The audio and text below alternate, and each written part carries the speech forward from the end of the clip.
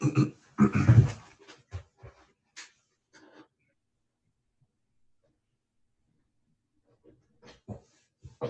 you may proceed.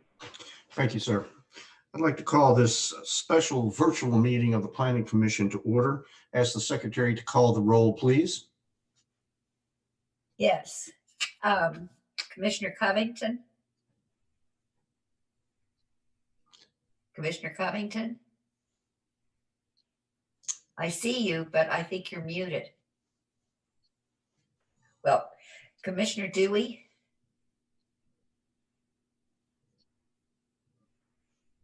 Commissioner Ellison? Here. Commissioner Hunter? Here. Commissioner Kaufman?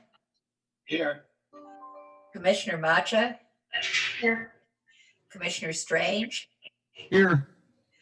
Commissioner Davis? Here. Commissioner and Chair Bryan? Yes, I'm here. Thank you. Well, it appears, at least at the moment, that Commissioner Dewey is not here. I'm taking Commissioner Covington as here because we can see him if not hearing. All right. Thank you, ma'am. I'd like to call this meeting to order. And we are effective today at 2:01 p.m., January 14th. The sole purpose of today's meeting is to consider the minutes of the Planning Commission regular meeting that was held on December 10, 2021. They have been circulated among the members. And do I have a motion to approve those minutes, please? I so move. Is there a second? Second. It's been moved and seconded. All in favor, any discussion? Hearing none, all those in favor, please signify by saying aye. Aye. Aye. Any opposed? Okay, the minutes are approved. I would go ahead and ask Ms. Womack to verify the meeting notice for this virtual special meeting.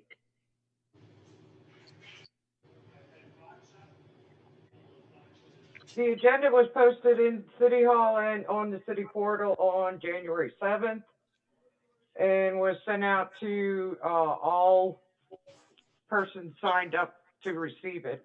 That's all I have, Chair. Thank you. I believe that's our sole agenda item today. I would like to go ahead and adjourn this meeting, and we will next join with the Board of Commissioners for a joint meeting to discuss the CDP. There is no public comment at today's virtual special meeting of the Planning Commission due to the time constraints, and we encourage the public to submit written comments to the CTP, and we'll discuss that more at the next meeting. I have nothing further for this meeting and declare it adjourned. Thank you.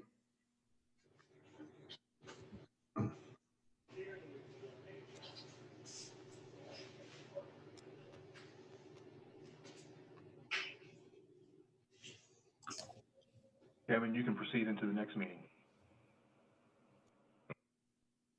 All right, thank you. I'd like to call this special joint meeting to order.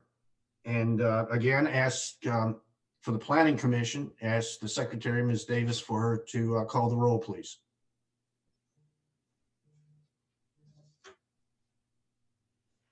You're muted, Julie. Apologies. Commissioner Covington? I see you, but you're here. You're present. Commissioner Dewey? Commissioner Ellison? Here. Commissioner Hunter? Here. Commissioner Kaufman? Still here.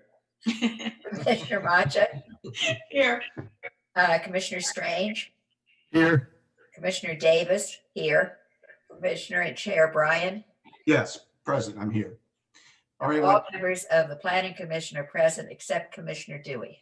very good. Ms. Womack, will you verify the notice for this meeting as well? The agenda was posted in City Hall on January 7th and placed on the portal and sent out from the portal on January 7th of this year, 2022. Thank That's all I you. have, Chair. Declare this meeting to be, at least as far as the Planning Commission is concerned, in order. We'll announce that there will be no public comment at this meeting as well due to time constraints, but encourage the public to submit their written comments to the CDP, which is the topic of today's joint meeting with the Board of Commissioners. Mayor, turn it over to you. Thank you, Mike. I'd like to call roll call of the mayor and commissioners. Commissioner Ed Stranowski,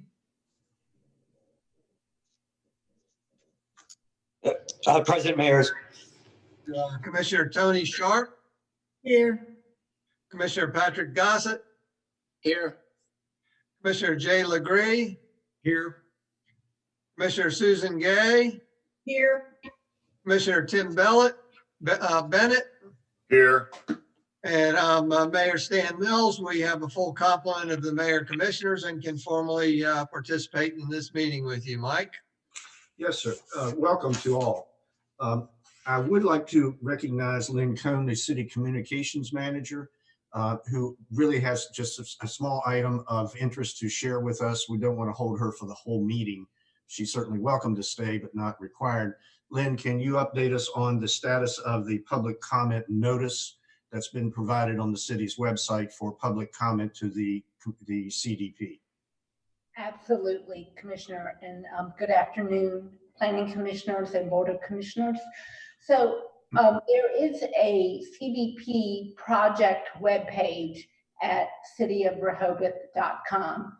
If you go to the city's website, go to the government tab, and then the current city projects tab, you can find the page. And on that page, you can find a link to the summary of comments that have been received through yesterday, as well as a public comment form through which members of the public can continue to provide written comments on subsequent drafts of the CDP.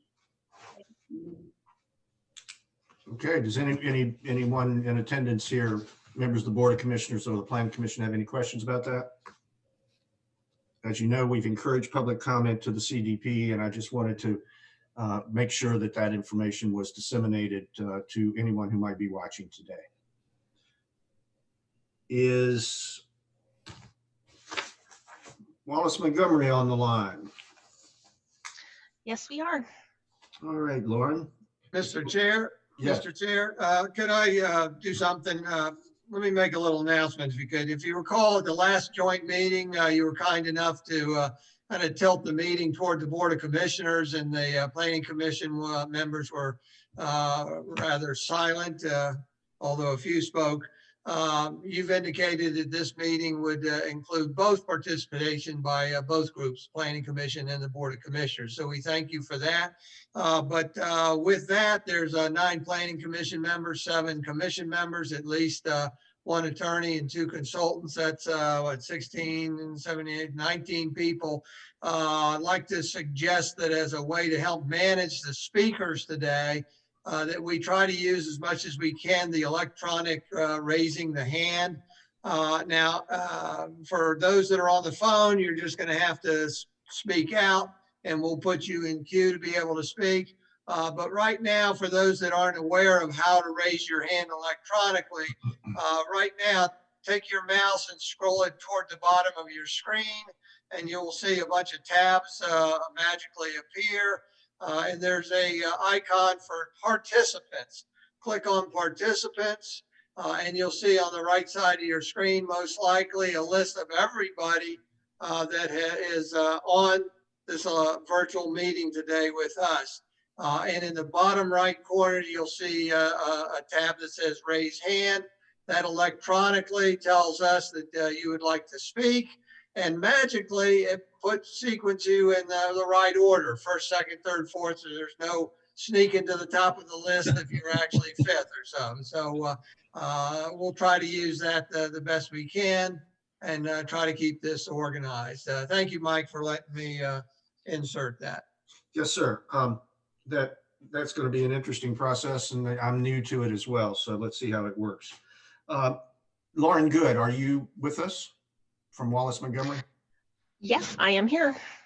All right. I think we'd like to go ahead and ask you to basically bring up the subjects as we're through the third edition of the CDP, as I recollect, and you had comments due at 5 o'clock yesterday. Were there a number of comments received from the public? We received over 400 comments since the third draft was initially released. Good. And are you prepared to go forward to have a discussion between the Board of Commissioners and the Planning Commission, which will involve both groups, as the mayor pointed out? Are you prepared to start that process? I am. All right, let's go. Great. Before we jump into the comments themselves, everyone should have received a spreadsheet of those comments as well as a few attachments. I would like to first, if we could circle back to an item that was initially brought up at the last Planning Commission meeting, and this was related to the draft future land use map as well as the draft annexation growth area map. These are two items that we have not yet discussed, and the Planning Commission wanted that conversation to involve both groups at the same time.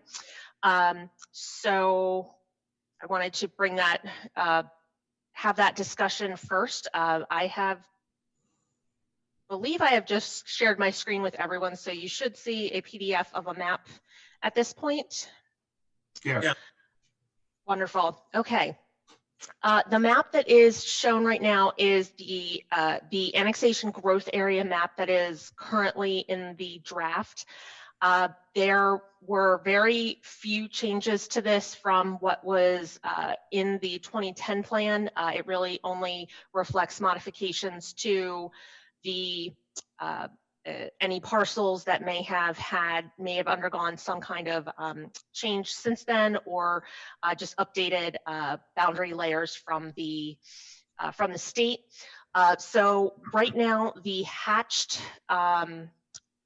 orange areas are what is shown as annexation growth area, and the green area is the current city of Rehoboth boundary.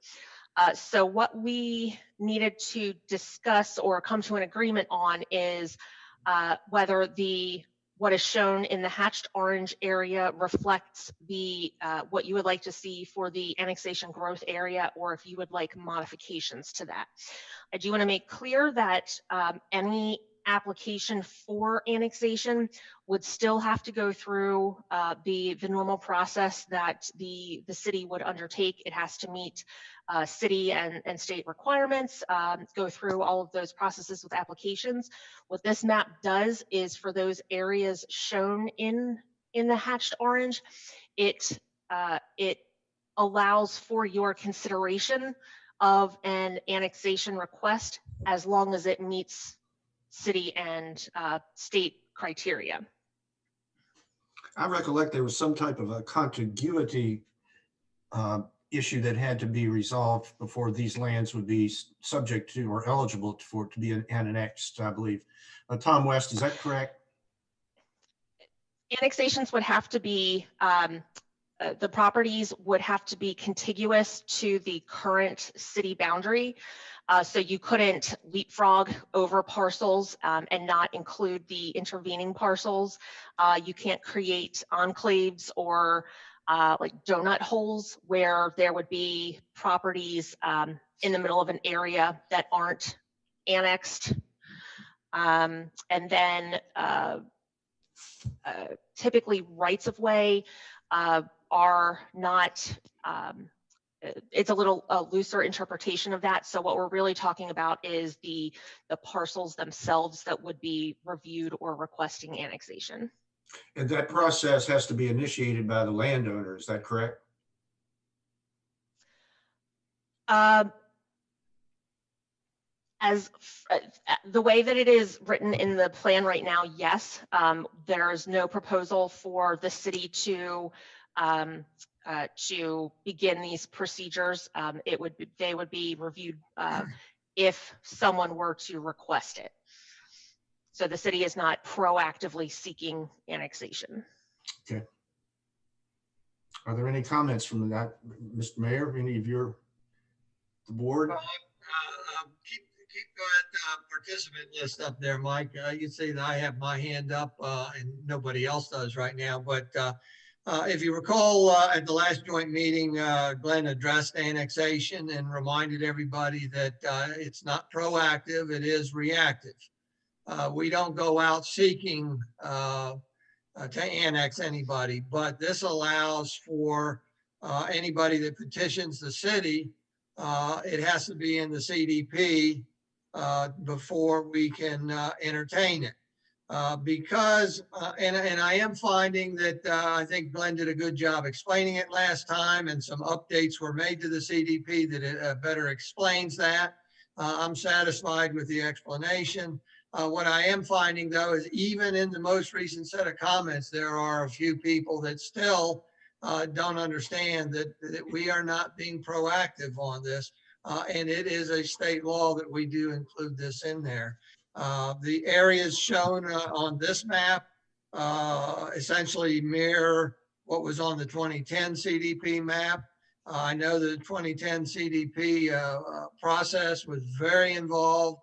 And a lot of studies were done and input on to even select and outline this area for potential annexation. And because of that, I would be comfortable just leaving it alone as it is.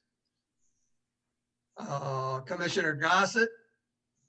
Yes, just in an annexation process, we are approached, as it's outlined in the charter, we are approached by those owners of the parcels. Is it outlined specifically, and maybe Glenn, you can help this, a percentage of those individuals greater than 50% or something of that nature that have to make up the requesting party? That is addressed in state law. It can be an individual party. I'm trying to remember what the actual numbers, how the numbers shake out as to how many have to request it within a group, but you know, there would ultimately be an election or a vote, and each of them would be able to vote on whether they would be annexed or not. But I don't know, Commissioner Gossett, right off the top of my head what the numbers are, but it's easy enough to find, and let me do that. I'm just curious, is that outlined in the state charter or the city charter? It's in the state law on annexation. Thank you. Okay, that's fine. That's all. Thank you.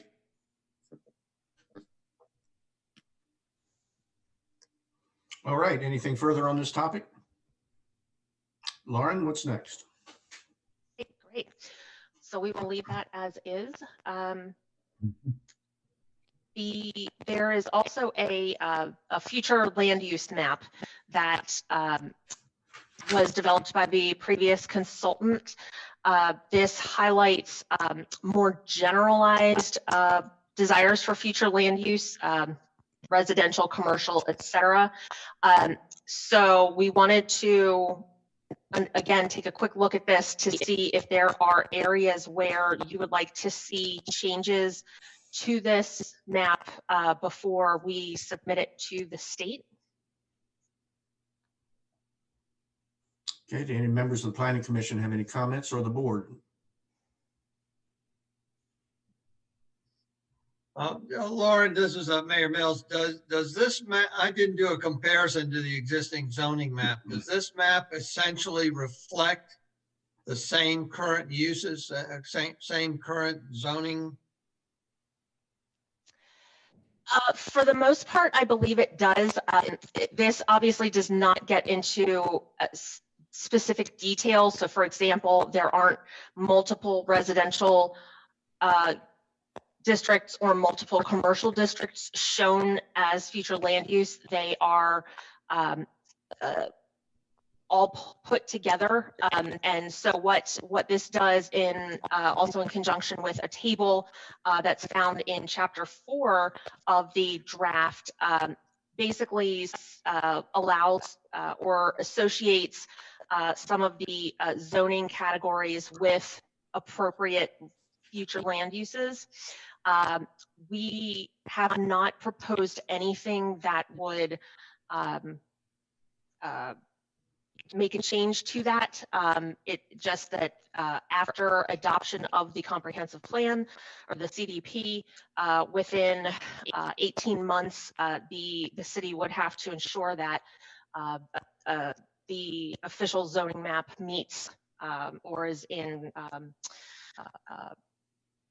accordance with what is found in the future land use plan. I do know that there are a few comments that were received that may have an impact to this. One such comment was from Commissioner Gossett, and he pointed out that there's currently not a future land use or a zone, for that matter, shown for the area of the municipal buildings. So I'll just go ahead and zoom in on that area here. So he had asked whether it might be beneficial to put something in that area, and I can let him address that more specifically. And then we also did receive a comment from an attorney representing 330 Rehoboth Avenue. Bear with me for one moment and I will find that comment.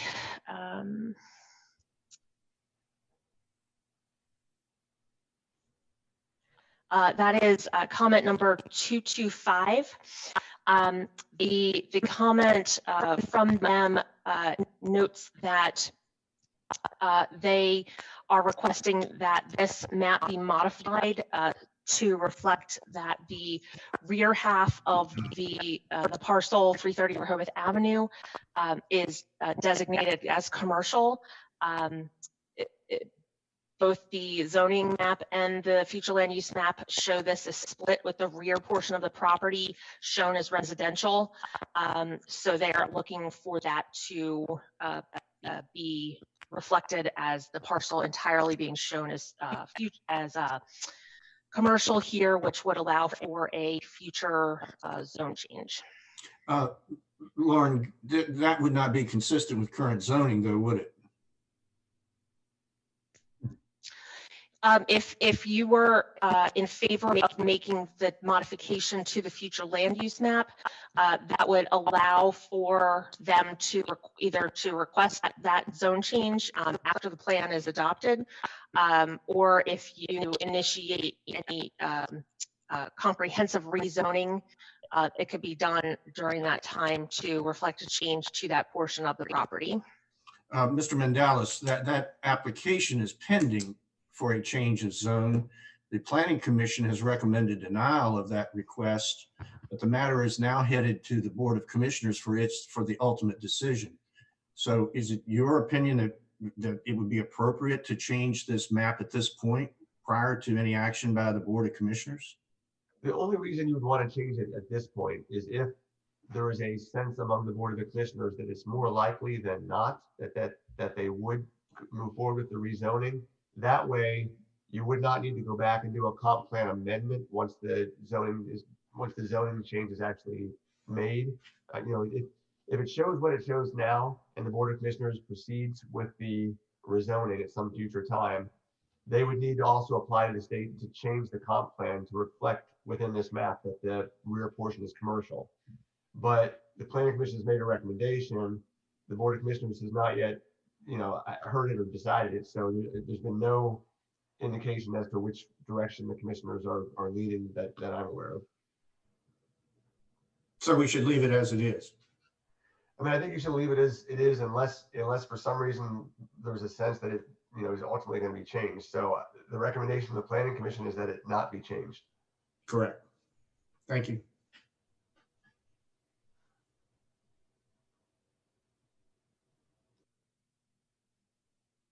All right, Ms. Good, anything further?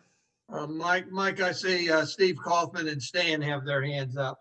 Okay, my raise your hand stopped. It just disappeared.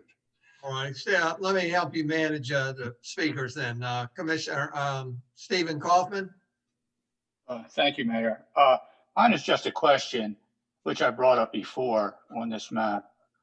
We have in this CDP a proposal that potentially there could be a new future mixed-use commercial zone adopted. And my question is, and was then, should we put some sort of a note on this map that if there is a future adoption of a mixed-use commercial zone, that it might be appropriate to be applied to some of the commercial properties in the city. The reason I raise the question is, unless we do something along those lines, should we adopt, or should you adopt, a future mixed-use zone? Unless there's such a note, you'd have to go back and ask for an amendment to the CDP. And that's why I suggested that maybe we put a note on this map that would indicate, should there be such a zone adopted, that you wouldn't have to go through an amendment of the whole CDP to consider an application. That was really my question.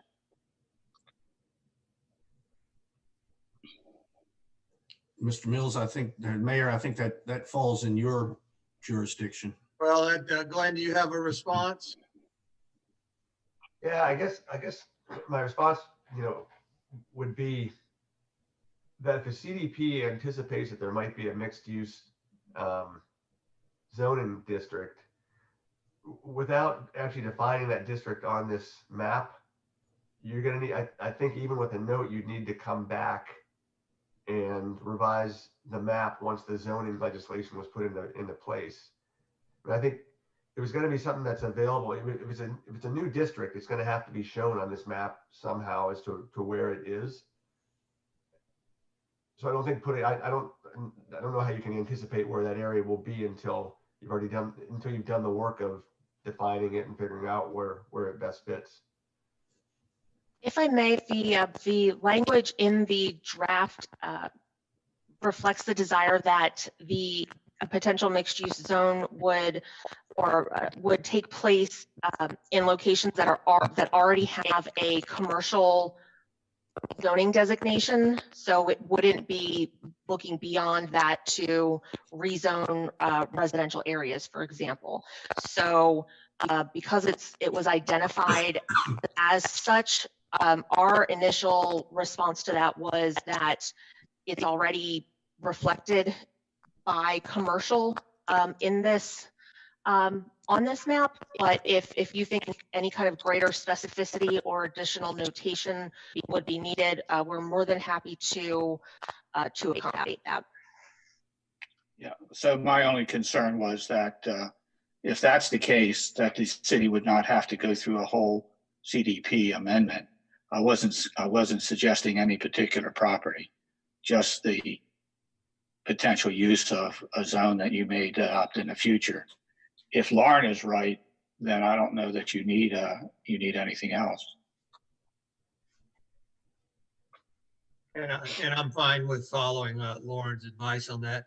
My comment just has to do with the 330 Rehoboth Avenue, and I was just going to question the propriety of making the change as requested by David Hutt for the owners of that property, that since it is coming in front of the commissioners, again, I was just wondering whether that was proper or not. Now, if we're going to leave it alone, then my thoughts are moot.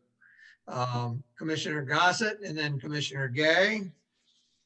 Yes, thank you. Just to my comment with regards that Lauren brought up, both maps, the future land use map and the zoning map currently, the land with the city hall, the police department, convention center, parking department, and the surrounding parking lots are labeled as, quote, municipal building.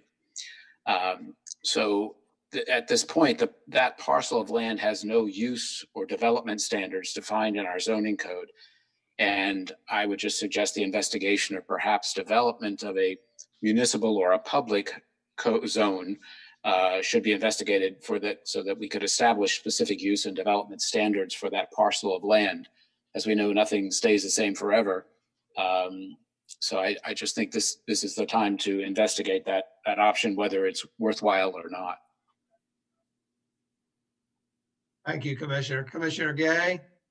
Yeah, actually, before I get to my question, I just wanted to clarify something with Lauren. My video is not operational. I mean, it's been disabled by the host. So, and I think that may be because I tried to sign on before the joint meeting started. So I'm not, okay, here it is. Here I am. Okay, great. Finally, I'd like to be able to see everybody. Anyway, I wanted to ask for clarification on the fact that, and this has been talked about at a number of meetings, that all of the commercial is shown one color, all the residential is shown another color, and that changes we might make in the future within those zones can be done. In other words, a new subcategory in residential or a new subcategory in commercial could be made without going back to the state and without changing the map. Is that right? That's why they're all done in the general commercial and general residential sense, correct? That is correct.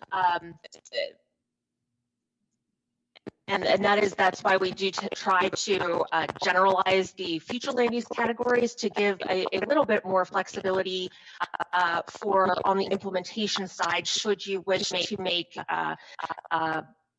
changes to the zoning code or the official zoning map or things of that nature, so that it's not tied sort of one for one between them. Try to avoid having to go back to the state for every for every item that might come up. Right. Okay. I just wanted to clarify that. Thank you.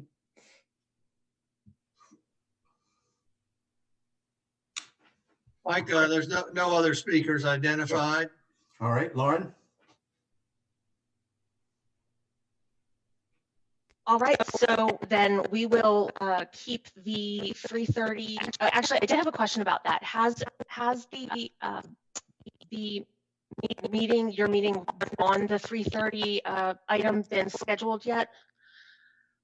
The schedule, this is Mayor Mills, the schedule would be consider adoption of a resolution to go to public hearing.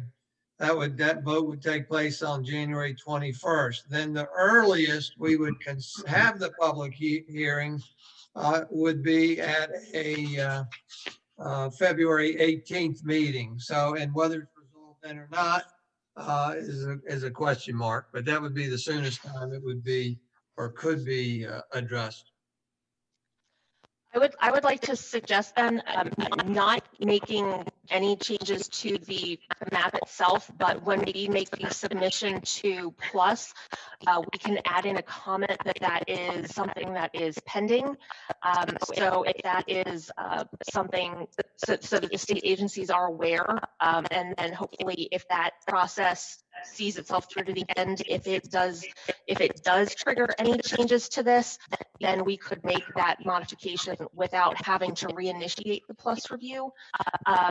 If there are no changes, great, one way or another, but again, just trying to avoid needing to sort of restart that process. So I'll make a note to add that just as an FYI item to Plus on that. And then if I could have some clarification about how you would like us to address the municipal building property, whether you want us to assign a new future land use and include a recommendation for consideration of development of some kind of related language in the zoning code, just so that we're clear when we are making the associated revisions. Glenn, can you evaluate that and get back to us? Well, I can give you a little bit of some thoughts right now, if you want to take the time. It's relatively quick. That the reason that we have traditionally not assigned a zoning designation to public lands is because zoning laws typically are for the regulation of private lands. The case law is developed such that so long as a municipality is using its own land for a municipal purpose, zoning regs don't actually have to be followed by the municipality. We typically try to follow regs. When we did City Hall, we followed the commercial regs, the commercial zoning regulations. But the reason that we don't show them as zoned as anything is because, again, it's public land, not private land, and zoning laws are set up to really regulate the private land. But with that said, plenty of jurisdictions do zone their public lands. So it's an option for you, but that's the reason that we traditionally have not shown any zoning designation on the public lands. Thank you, Glenn. I think I'm tending toward just leave it as is. We do have hands up from Tom West, Commissioner Chernowski, and Rachel Macha. Tom? I raised my hand just before Lauren brought up asking for clarification. I think she's addressed it, Glenn's addressed it from a zoning standpoint. I would agree with what Glenn's saying on a zoning map. You would tend not to, a lot of jurisdictions don't have a zoning district. I think for a future land use map, which might be useful for reference information, and if you're looking at size of land, and I think when it goes to the state, they might want to say, well, what does this mean? What is this area? And is there, I would just throw that out there that perhaps on the future land use, you have a category for that. And I'm wondering if there's other properties in the city beyond City Hall that would fall into that same category. Not as open space or things like that, but any other municipal facilities. But you could go either way. I think the thing you're looking for is what would make it most clear. Thank you. Thank you, Tom. Well, the potential other area that could be evaluated for this, if you look at where the museum is, the visitor center, that map is not accurate. So that's maybe a possibility. Commissioner Chernowski? Thanks, Mayor. I do take issue with that municipal owned property. You know, just this past year, we sold a property that the city owned on Kent Street, and there were individuals that were advocating for the development of that to workforce, of that land to workforce housing.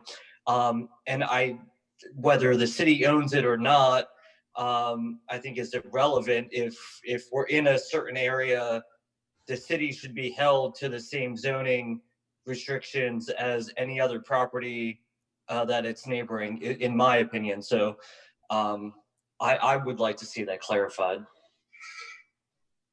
Very good. Rachel Macha? You may be muted, Rachel. There you go.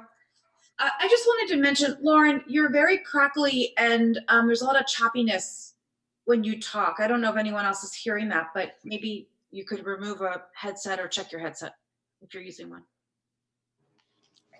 Thank you, Rachel. Yeah, Lauren, you are very staticky. Commissioner Gossett? Yes, thank you. Just as again, to follow up on Commissioner Chernowski's comments, this zoning, if you will, could also apply to other, we have buildings in street right-of-way, such as the Beach Patrol building, public restrooms, the bandstand, the Veterans Memorial. Now, they are built in right-of-ways of the streets. So again, I don't know how that would be addressed, or as look to some further investigation by Mr. West or Mr. Mandalis as to if we need to address that. I'm just bringing this forward as this would be the logical time to address this, either to say, leave it as it is, or we need to look at this for the future. As we said, you know, there's nothing says that in 10 or 20 years from now that City Hall, because of the way businesses have changed and what have you, we would not have the need for such a large hall, and it would be sold as a possibility. Again, just this is the time to ask the question, so I look to the experts for some direction. Very good. Thank you, Commissioner. Glenn and Tom, would you mind conferring and then get together with Patrick? Sure. Thank you very much. Mike, that's all that, Ed, your hand is still up. Ed, you want to say something additionally? Nope, that's a leftover. Okay. Mike, we've got no hands raised at this time. All right, sir.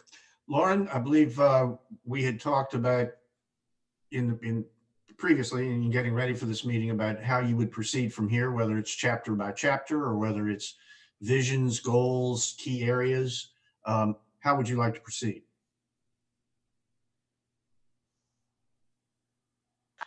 We have organized the comments in the spreadsheet by chapter, and then page, and then we have also identified those where we think additional direction is needed or that we're requesting. So if we could just go through them in that order, I think that would allow us to kind of make a logical progression through them. That would be fine. You are still crackling a good bit. Mike, I have Commissioner Tony Sharp has raised her hand. I don't know if I missed her earlier. All right. Commissioner No, Sharp? Mayor, I'm sorry. It was just about the crackling that was continuing, and it was worse now for me than it was before. All righty. Thank you, Commissioner.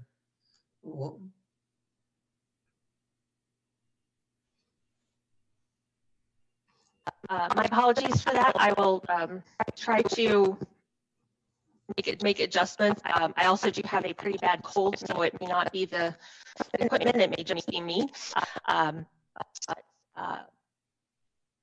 To go ahead and jump into the comments. And it's the same issue you had the last couple of times you've had this meeting.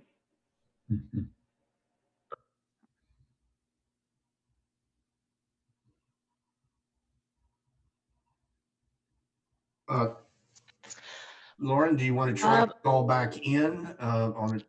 I can mute myself, try to make some adjustments, and I guess the first comment. I don't know if it would be more beneficial for me to share my screen or just give you the comment number, whichever you would prefer. I think sharing your screen would be beneficial.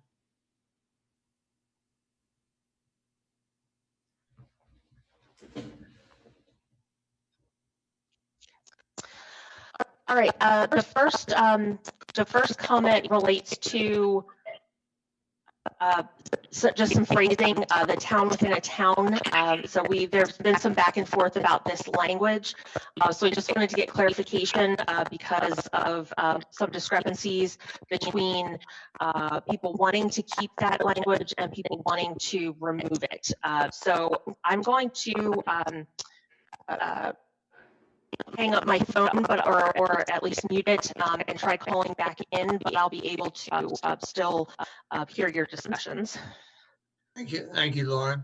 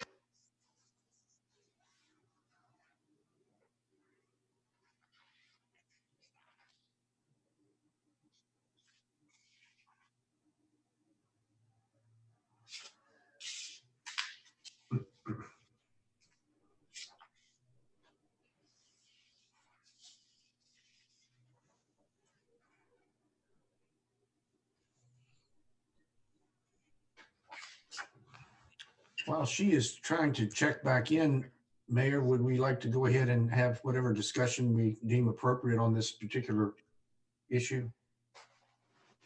If you want to lead that conversation, I assume she wanted feedback on the individual comments. Yes.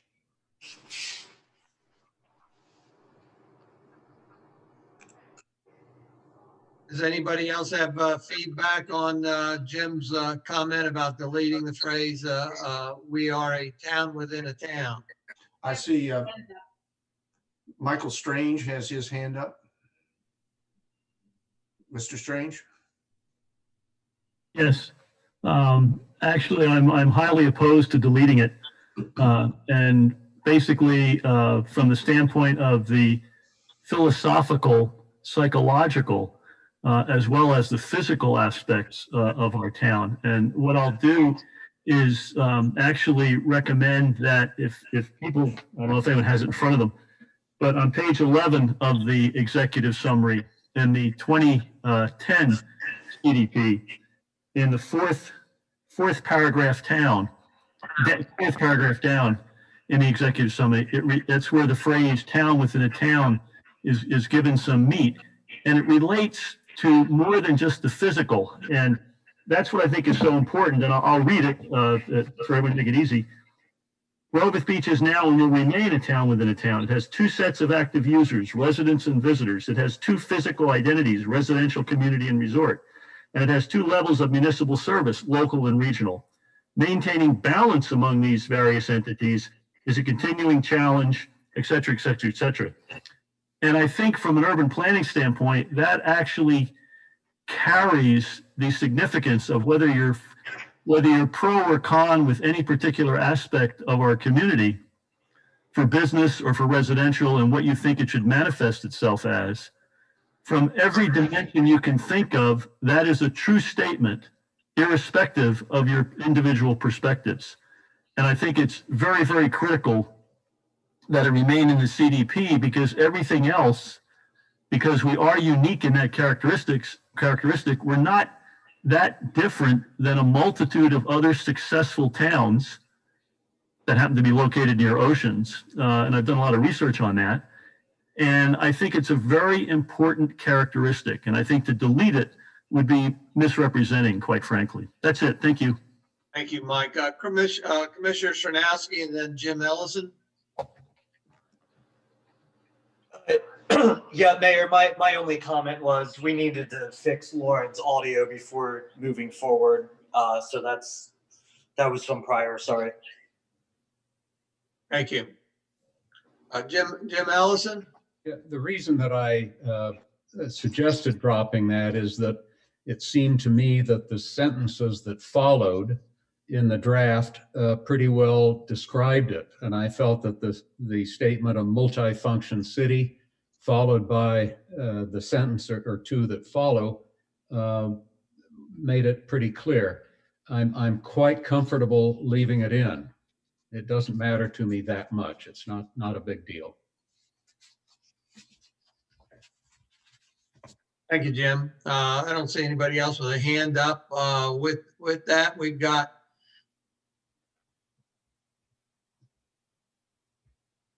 Jim perhaps reneging and Mike wanting to leave it in. So Mike Bryan, you can decide how to resolve it. Leave it in, please. All righty, very good. So we're still waiting on Lauren, and I suggest it's probably best to wait for her, Mike, since we don't know which of these comments she wants to focus on. Can you hear me any better now? Is that connection better? 100%. Great. All right. Then the next comment, and I will try to, I'll just scroll through these. So the comment that's at the top of the screen will be the next one that we discuss. This came from a member of the public, just noting that arts and culture is a vision for the city, but not a reality in any substantial way downtown. And they brought up stopping theater space, et cetera, et cetera. So we wanted to make sure that the arts and culture language was something that you wanted to still keep in, as opposed to sort of maybe softening that as far as a vision for the future. So I guess I'll open that one up for discussion.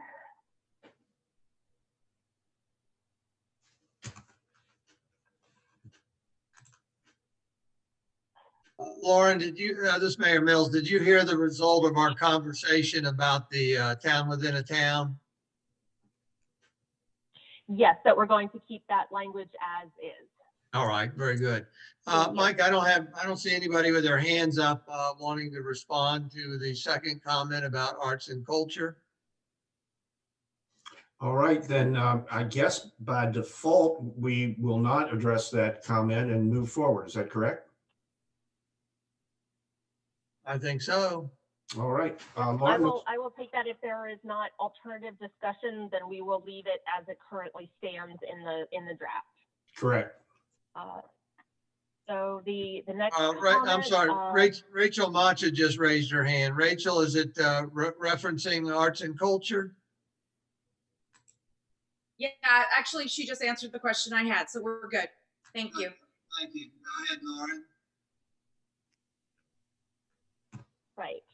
The next comment relates to the position on population growth. Here, the commenter noted that the position needs to address several different population definitions, year-round, summer rental, et cetera, et cetera. So we have discussed the position on population growth several times, and we just wanted to bring up that these positions are meant to be higher level and are overarching statements about how the city wants to address these various items. But we did want to confirm whether the language currently used suffices, or if you would like to see additional detail incorporated.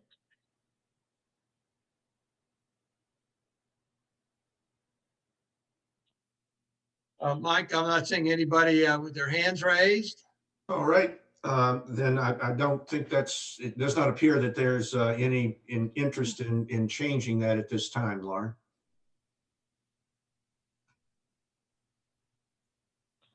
All right, let's see.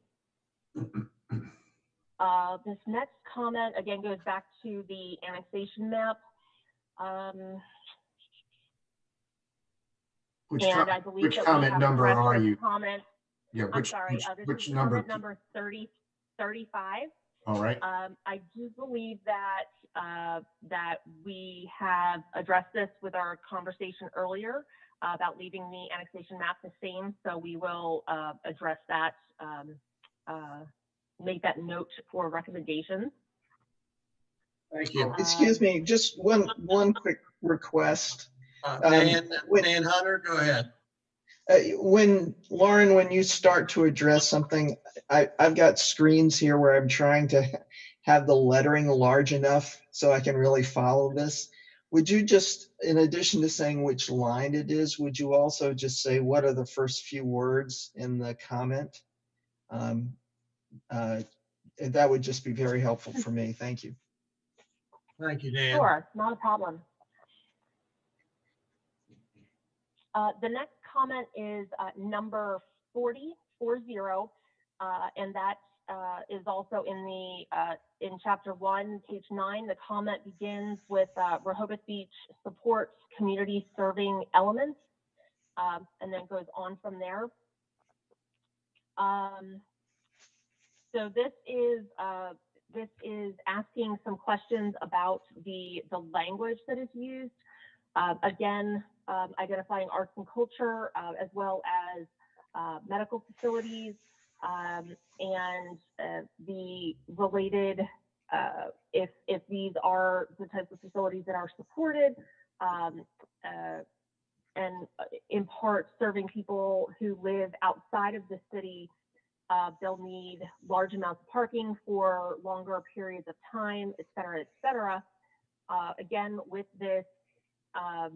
this item, we want to clarify that the language is whether you want to leave it as is or to make any adjustments to that item. This is Mayor Mills. I think it can be left as is. We do have a new walk-in medical center on Rehoboth Avenue. And it's in part of the old Thunderbird shop there. So we do have that. With that, we've got some raised hands here. Commissioner Gossett, Rachel, and Commissioner Srnowski. Commissioner Gossett? Yes, just to follow up your comment, Mayor, I don't know that EM or the medical facility has opened yet. And from what I have read about it, it would be a seasonal operation. So maybe we could verify what they're actually bringing to the city and make that reflective in the CDP. Thank you. And maybe it's a seasonal medical facility, possibly. Thank you, Commissioner. Rachel? Yeah, I think we should leave that statement as is. I'm going to focus on the arts and culture comment that's part of this paragraph here that you're asking us to comment on. I mean, look at the bandstand. That in itself is considered really arts and culture that we've supported for years. It's iconic here in Rehoboth. I propose we leave this language. Thank you. Commissioner Srnowski? Thanks, Mayor. I propose leaving it alone as well. Besides the new urgent care walk-in that we will have on Rehoboth Avenue, there's also a medical spa at the further end of Rehoboth Avenue. I think it's appropriate to just leave as is. Thank you. Sounds like that's the consensus, Mike. There's nobody else has their hands up. Very good. Lauren, do you have what you need on that issue? Yes, I do. Thank you. Okay, are we on number 47? We are, and this relates to the position on key infrastructure issues. The comment begins, add to the list of infrastructure issues the ability to evacuate the town. So that is the gist of the bulk of this comment. I knew that we had previously discussed evacuation and the importance of reflecting that in the comprehensive plan. So wanted to see if you wanted to modify that position to specifically reflect this item.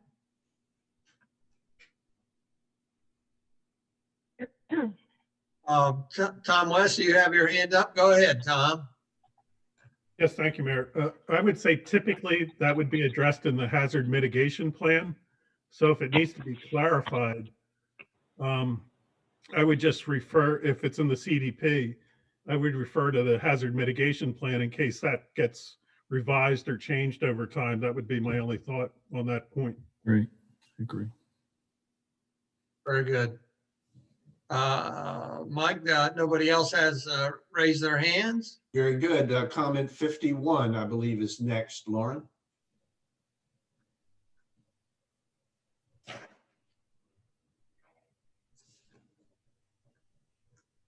I could be wrong on that. Nope, apologies, you are correct. Keyboard went a little haywire. So here, comment 51 relates to the position on housing growth. And this is a comment that there are some other related comments, but this is that there's some language currently about a trend continuing where older homes are replaced by new development.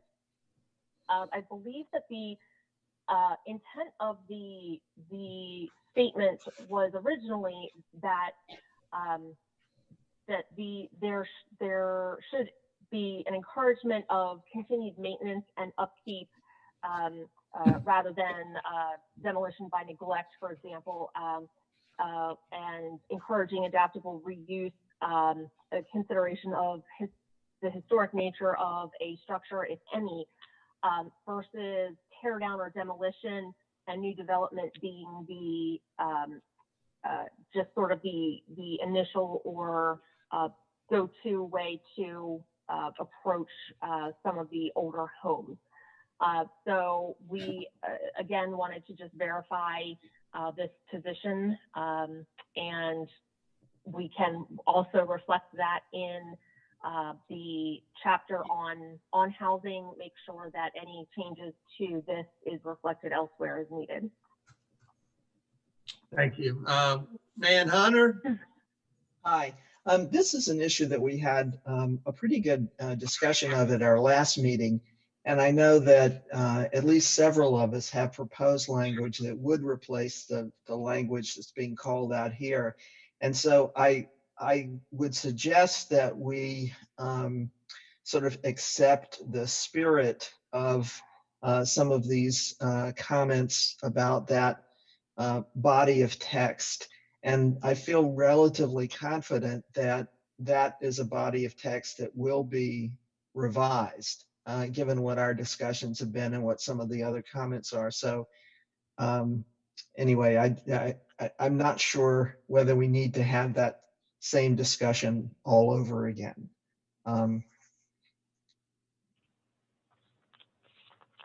Yes, Mr. Mayor, I support Nan Hunter's view on that as well. We did go through this fairly extensively at the Planning Commission level. And I think it's pretty evident if you just ride around South Rehoboth for 15 minutes, you'll see how many houses are coming down every day, it seems. So I do think there should be some recognition of the concern here. I don't think that somehow we should be advocating tearing down older homes. I don't think that's the right position. So I would suggest that Nan's position is correct. Very good. Any other planning commission members or Rachel or Board of Commissioners want to comment? Oh, I agree. We've certainly had some conversation around this with the Planning Commission, but in the end, we've all talked about this. The homes that are coming down in many cases would be more costly to try and preserve, and there aren't any incentives in place to do that. And for the price that people are paying for the home or the lot that they're purchasing, they're going to want to put a home with amenities that are going to take them forward for the next few decades.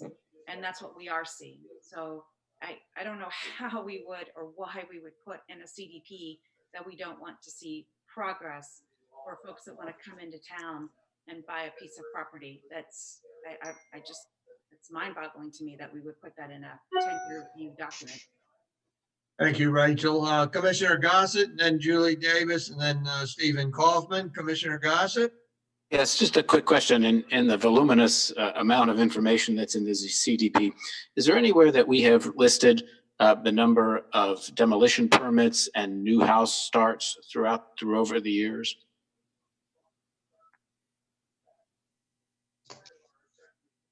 I don't recall, this is Mayor Mills, I don't recall anything. I think your Cape Gazette's probably the best source other than building and licensing. But I don't believe so, Patrick. Thank you. Thank you. Julie Davis? You might be muted, Julie. We talked about this the other day, but I think it bears repeating that there's a difference between concern over tearing down older homes and replacing them with big, new, modern homes, the effect that has on changing the architectural and design character of the city, its scale, and obviously it has implications for the city's demographics in terms of demands on city facilities and services. But I think the area in which this the most concerned are the investor groups that have come into the city and are coming into the city, including private equity groups, buying up smaller homes, lots with smaller homes, tearing them down and creating large homes, not for personal use, not for a family use, but for rental purposes. And some of these homes on a 5,000 square foot lot, you can get bedrooms and basements so long as you keep the ceiling 6.5 feet. You can people are enclosing front porches and renovating them and making that space into bedroom space. They're putting bedrooms in attics. And I think it's an issue that concerns, as much as anything, the rental properties, the use of the rental properties, the number of people who crowd into the rental properties, the noise that's created, the parking issues, all of which I think we're all familiar with because we've heard these complaints and concerns through the years. So whatever is done with this language, I think we really do need to keep in mind that we're talking apples versus oranges in terms of the effect on the architecture and character of the city on one hand, and the use of the properties. And then when you get to the use of the properties, whether it's for single family, personal use, or whether we're talking about investor groups coming in and tearing down houses to build large rental properties. Thank you, Julie. Steve Kaufman? From the discussion, it's pretty clear this is a lot more complex issue than might appear on its surface. I do agree with Julie and also with Nan that we've discussed this quite a bit. One of the distinctions in here is whether there's going to be any kind of legislative action by the Board of Commissioners in the future to preserve things that warrant historic preservation, such as providing incentives, for example, like tax abatements and other things for people to not tear down a house, but to renovate it and keep it as is. We did recently, as was pointed out by Commissioner Gay, enact, or you guys did enact legislation that limited the FAR, which should have some impact on this, but it's a pretty complex set of issues here. And, you know, they're all kind of running into each other. So I do agree that we should put some more effort into making distinctions between these various issues: historic preservation, investment for, people coming in and building big houses for investment, et cetera. It does require a lot more discussion than we've put into it so far, but we have discussed it quite a bit.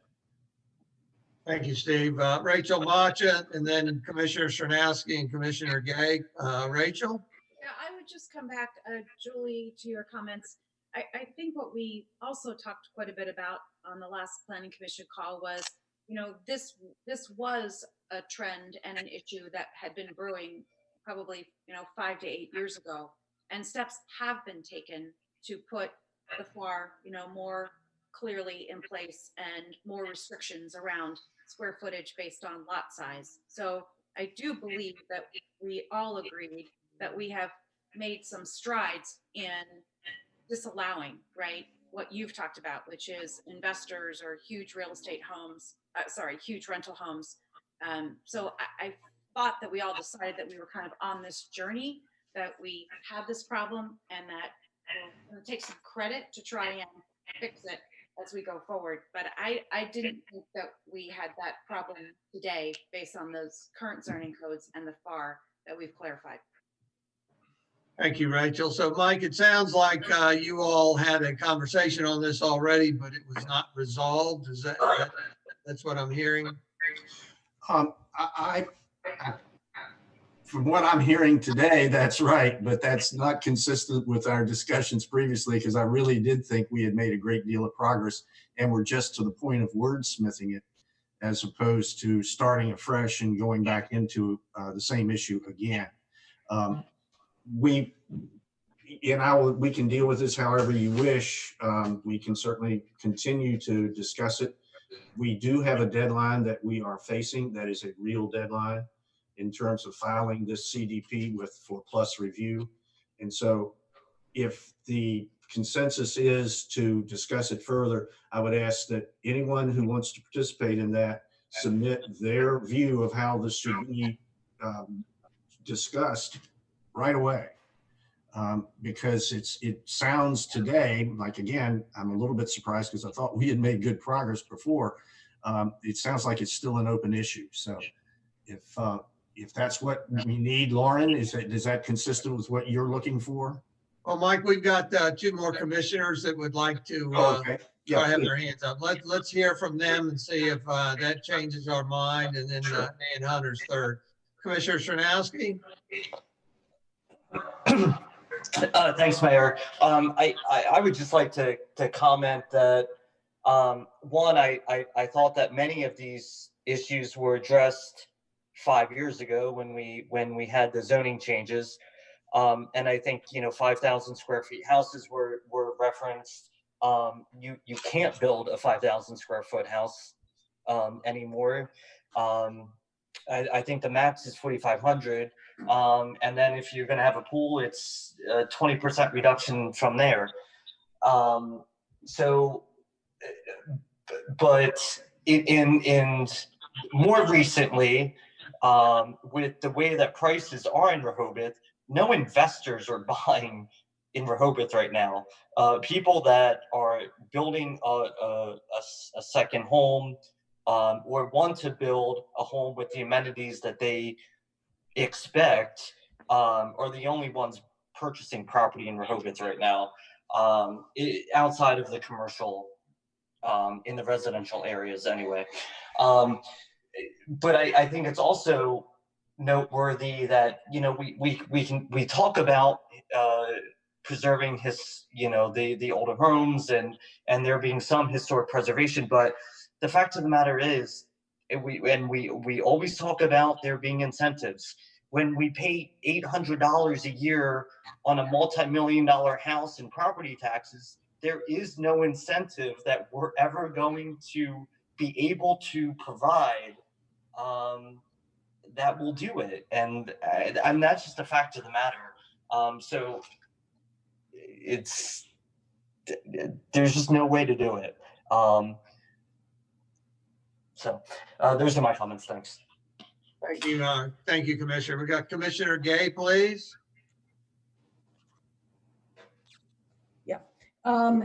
Yeah, I actually have some comments a little further down, and this just show how interrelated all this stuff is. It's as a result of the Planning Commission's meeting last week that I submitted those, and there was a great deal of discussion about, well, just how many older homes have been replaced anyway. And the fact is, we don't have the data. I wish we did, and I think one of the action items, and it may have already been added to the CDP, was to get some of this, hard data that we lack right now.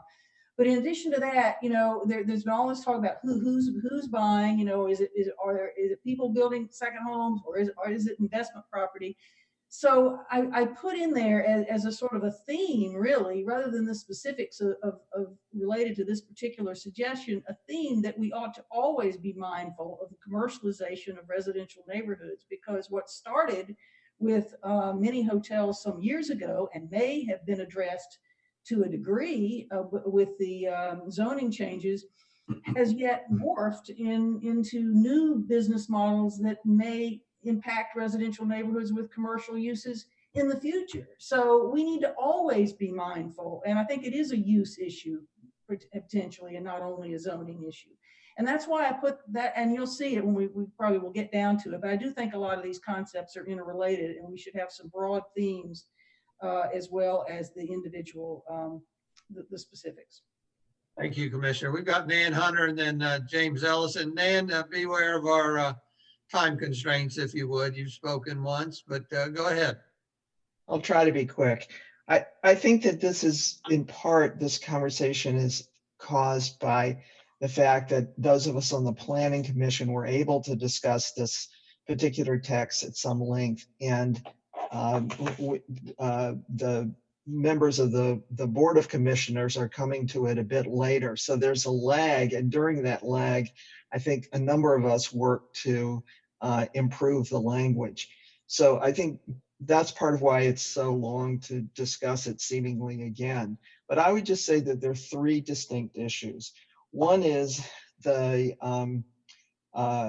success of the lot restrictions and other regulations, which I think have been largely successful. The second is the sort of leftover mini hotel problem, which, as I understand it, there's still complaints about structures that preceded those regulatory changes. And third, totally different, is the issue of whether and to what extent the city should preserve specific historic structures. So I think the new language has to reflect that. Thank you, Dan. Jim Ellison? If you look down at item 104, which you can see part of on the screen, this was my attempt, after the Planning Commission had quite a discussion, to only deal with one aspect of this, which is that we had a lot of very negative language regarding the tearing down of houses and so forth. So this attempts to basically say that we recognize, the inevitability that houses are going to be torn down, and that and that they're being replaced. And what it begins to try to do is to tie that to the architectural design manual, which I strongly suggest needs to be in this chapter, not in the chapter on housing issues, because I think that is one device that we have that is not adequately used to help improve the architectural design of the replacement houses, regardless of their size. I realize that this is only one small facet of all that we've been talking about, but it is an attempt to clean up and the language and not have it be quite so negative and try to turn it into something positive. Thank you, Jim. With that, there's nobody else has their hands raised. Mike, would you and Lauren feel you heard enough from the Board of Commissioners and the Planning Commissioners to kind of mediate this and figure out your route forward? I hate leaving this unconcluded. Well, I agree with what Steve Kaufman and Jim and Nan, the others, all of them have said, because I really did think we had come to some middle ground. And I appreciate Jim Ellison's bringing that forward here today. I'm struggling with how to proceed because, again, I thought we had found a solution. And I guess I would encourage those who criticize the CDP language as it currently exists to tell us what they think it should be. And we can compare that to what the group writ large has already, I thought, has come to understand is an appropriate way to address this. Jim Ellison is right. There was negativity in some of the previous language that I thought had been removed. And really, we were acknowledging the reality of what is happening, but pointing out that this is significant to this city. We're not asking anybody to stop all big home construction. We're just saying, there are competing philosophies here and they need to be recognized. That's where I thought we were. If we're not, I just ask my commissioners to please let me know. Let Lauren know. Mike, if I can just jump back in, I think it would be helpful. We're all viewing the language as it was before we've had all these discussions. I think it would be helpful if Lauren and her team could pull this all together and revamp the language, then have us take another look. If that could be done rather quickly, I think the whole dynamic of the conversation might change. I agree with that. And we will be doing that. Our intent is to take the direction given during today's meeting and combine that with the items that the other comments that we're going to address but are more minor in nature, not warranting discussion. We will be making those revisions over the weekend and very early next week so that we'll be able to provide a revised draft a few days ahead of our meeting, which is scheduled for Thursday the 20th. That's a Planning Commission meeting, and the end goal of that is to review the changes that are made to reflect the comments, but then also identify anything else that needs final tweaking, and then for the Planning Commission to give us the direction that revised draft can be submitted along with the plus application to state planning to start their review. So we'll have a little bit of final revision time after that, and then that updated document would then be transferred to the state on February, by the end of the day, February 1st. Lauren, thank you for reminding me. We do have a Planning Commission meeting next Thursday, the 20th at 2 p.m. And so if Wallace Montgomery can circulate some suggested language, I would ask the members of the Planning Commission to take a look at it and then then we can address it on the 20th. Mayor, maybe that's the solution right there. Well, I'm looking at your time frame there. If I recall correctly, 2 o'clock is when you approve the CDP for the plus. So that would be a lot on your plate for that day. True, but I think what I'm hearing Lauren say is she may be able to give us advance notice of that suggested language that the planning commissioners can review and digest and hopefully come to a quick resolution on the 20th. This spreadsheet, we will identify how we've addressed the various comments, and then we will provide the Planning Commission with the actual Word documents where they can be toggled between the clean version and the track changes that reflect the revisions that we've made. We're also going to provide a PDF of the full. Hey, how are Do you you? want to leave to your room quickly? No. I'm still in the middle of a meeting. I'm listening to these headphones and trying to do other things. Thank you for muting yourself. So you should expect to see that early next week, but sometime Tuesday at the absolute latest. Mayor, my proposal is to see if this works. Give it a shot. That's a good plan. Thank you, Mike. Mm-hmm. Nobody else has their hands up. All right, Lauren. The next comment is number 54, and that starts in the executive summaries, visions, key areas, and city positions don't track with the chapters of the CDP. So here, the various chapters have been identified with more topical descriptions, for example, environmental protection, transportation and infrastructure, versus a chapter on water resources or a chapter on business. So it doesn't align specifically with the 5 visions that are found in chapter 1. But the visions do attempt to provide sort of that overarching framework for how the entire plan is developed. So for this, if there are revisions to that, or the question was asked if you want to follow a particular vision, how do you, if that's the kind of information that you would like us to modify and sort of almost like a process chart to see how to move through it, we can certainly add something like that in. Just want to make sure that that we're clear on the format and content of the various chapters versus the visions themselves. Tom West would ask, that question in the middle of that comment is a good one. Are these city positions required under Delaware law for inclusion in a CDP? Because I do think the city CDP often does go beyond what is the bare bones requirements.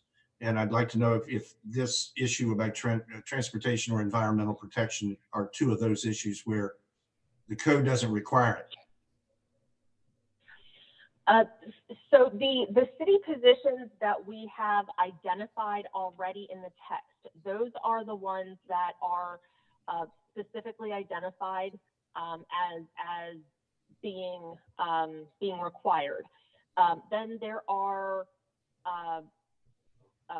permissive elements, so elements that you can also address, and those get into more of the transportation and economic development, open space and recreation, et cetera, et cetera. Those are, the city is allowed to discuss them, but because your population is under 2,000, you don't, it's not a requirement. And there's also not a requirement for a specific position to be identified related to those other topics. So we do have a couple of comments related to this issue, not only in this location, but some others within the future chapters. So as it stands right now, the positions are really just those that that there is a requirement to include them. Okay, thank you. All right, Mike, nobody has their hand up. All right. Lauren, where are we now? All right, so I will take that to mean that we're okay leaving them as is. Yes. And no additional city positions will be developed. That's correct. Okay, great. See here.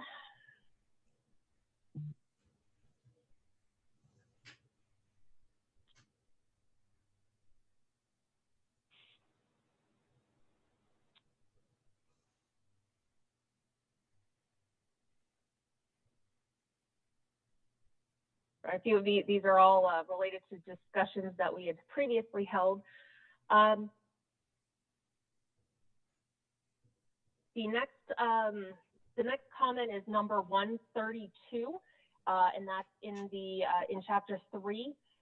And the comment starts: the term historic district erroneously implies that the area in question has been officially designated as such. This relates to the description of the 5 neighborhoods, and that is the term that was previously utilized. So I don't know if there should be a change to that, or just a clarification that that it is not a designated historic district. Well, the city does not have an historic district per se, does it?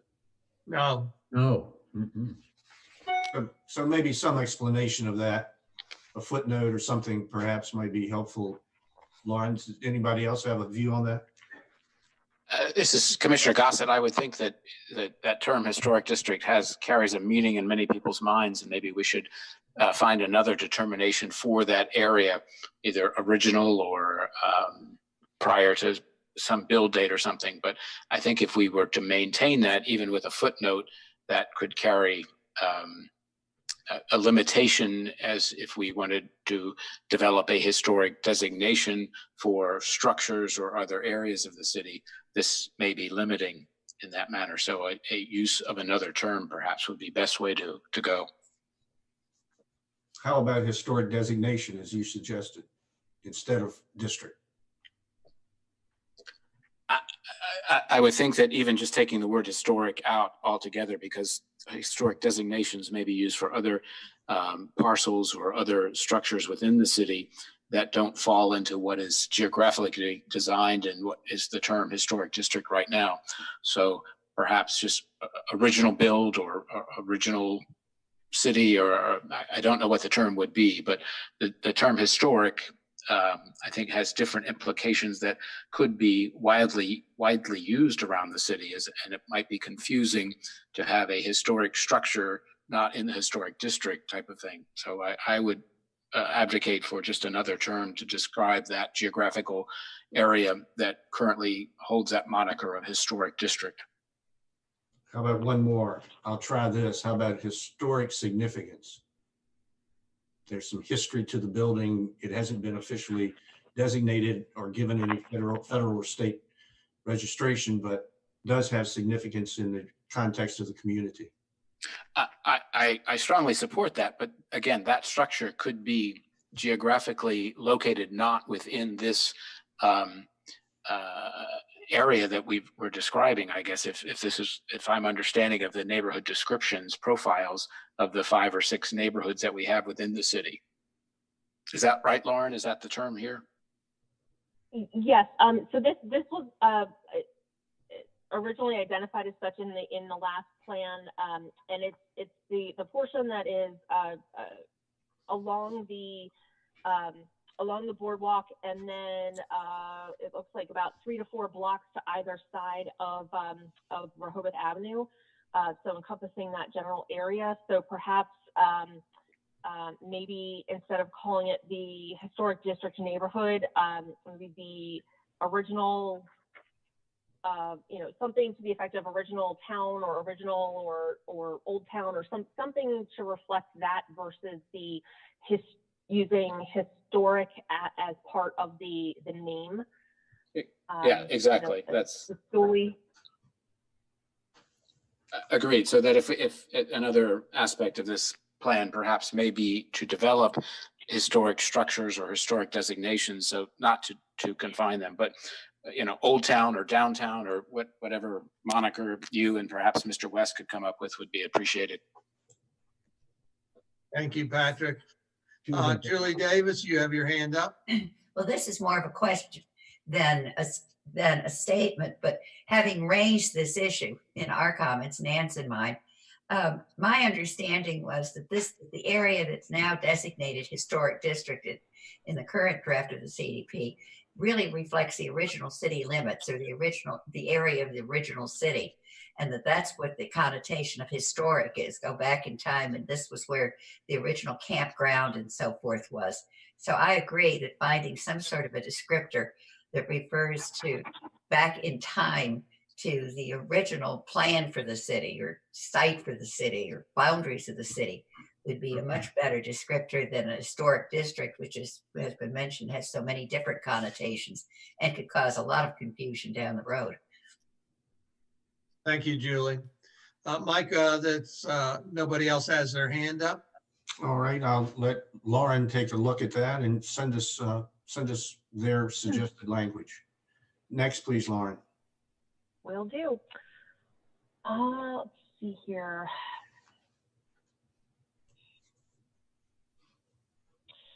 This is comment number 154 relating to the city committees. And I think that this also, we can discuss this along with the community organizations in the same respect. So this comment is suggesting that the listing and descriptions of the city committees should be relocated to an appendix. We have similarly done that with the community organizations. So here it would be I guess the question is the group in favor of relocating this description or this detailed information about the committees?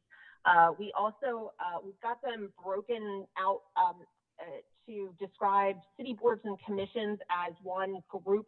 So those are the boards and commissions that are specifically outlined in city code versus the various committees that have I think a less advisory. I guess they're not defined in the same way. So, do we want to move them? And then, as far as the information that is contained, should we still retain the information provided, and how to address that in the same manner as we do for the community organizations? Anybody commenting?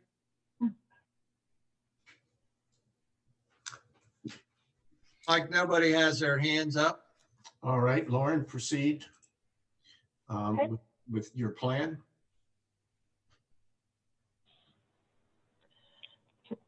This is comment number 169, and it begins improved two-way communication and timely response.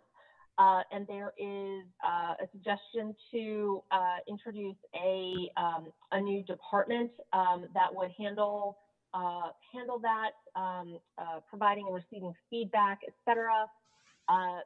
So this is definitely one that would have implications for city operations. So we want to make sure that we are reflecting the will of both groups that are here with us today. Well, I think this is as much a Board of Commissioners issue than anyone else, because they'd have to fund this and create the department and set up the employees and whatnot. So, Mayor, I think we defer to you on this one. I'd like to hear from the commissioners, but, you know, I think this can be done in-house without the need for an extra department. Anybody want to comment? Nobody has their hands up, Mike. Okay, Lauren, please go. All right, let's see here. We've already discussed that.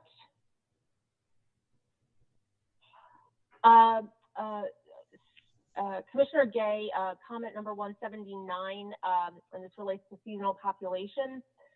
Comment begins, as I listened to the discussion from the January 5th meeting, there was a question about data on seasonal populations.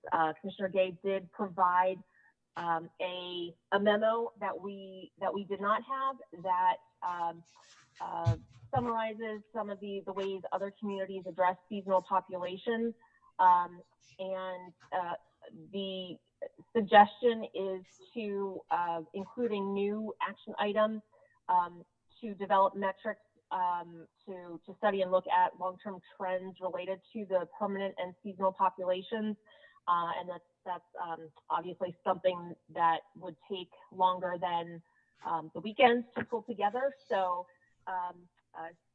getting feedback on the proposed new action item.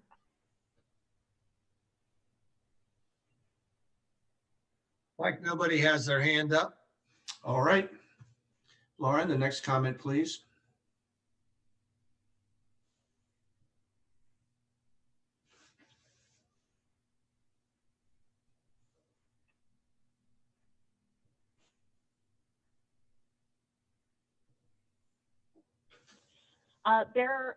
This particular comment is number 199 and relates to promotion of the use of the architectural design manual. There are a few other comments about that manual that are included. Some of those reflect a desire to either revisit or determine how applicable that the manual should be, whether it, once revisiting it is done, whether outcomes should be codified, whether the manual should just continue to, its use should be continued, et cetera, et cetera. So the question here is how strongly we want to advocate for the architectural design manual, and whether we want to put in language about codifying those future results. Well, Lauren, I think the problem was, and the Planning Commission has discussed this, that the initial conversations centered around the fact that we didn't even know where the design manual was. So I think it would be helpful to go ahead. The language that's here, I would suggest is appropriate, because we're trying to bring that back into the discussion about all the things we've been talking about, new houses, old houses, et cetera. That's just my personal view. This is Mayor Mills. I agree with you. I think this is a good action item, you know, whether it's the first, second, or third bullet, I can't say without looking at it, but I think the wording is appropriate also. Actively promote the use of it. Because from there, the conversation could go to you know, establishing an architectural review task force, et cetera. Anybody else want to say anything? Commissioner Gossett here, but the architectural design manual was a result of an architectural task force that promoted this. So I'm just curious as to, when we say actively promote the use of, do we need to be any more specific from the standpoint about how that actively promotion is utilized? Is that done by building and licensing? Is that done by real estate agents? Just what do we need to define actively promote? I'm fine with leaving it broad and letting, whenever we get to that topic, defining it. And you're right, we had the Architectural Review Board Task Force, was what, how many, 16 or so people on there to help develop that, including yourself, I believe, and Jim Ellison and many others. It was a great group. I think I You were there. misspoke. I think I was more interested in considering possible establishment of an architectural review board. At least per the last CDP, which said, hey, let's at least do it on a trial basis. I'm amenable to bringing that back to conversation. Anybody else? Commissioner Legree? You're muted. Wait till I get my picture up. I agree. Let's bring it back. Thanks, Mayor. Thank you, Commissioner. Mike, nobody else has their hands up. Very good. Lauren, the next. Okay, so we will, and just to confirm, we will use the language to promote its use, but to also consider any updates to that, since it is an older document at this point. Consider updates and the potential for an architectural review committee, which does not obligate the city to create one, but just to consider it in the future. Is that correct? Is that what I'm hearing? I believe that is correct. Does anybody disagree with that, please? I'm fine with that. Okay, thank you. Very good. Thank you, Mike. Nobody else has their hands up.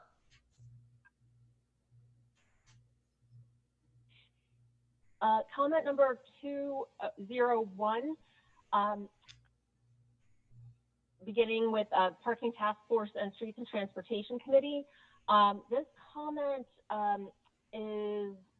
is noting that these committees should be asked to weigh in on event plans, site plan reviews, etc. This was a public comment that came in. I'm just getting your take on that idea. Well, no, this is Mayor Mills. There is no more parking task force. That's been sunset. Although it's left to the Board of Commissioners that if they want to assign the task to it, then they can bring it back as an ad hoc group.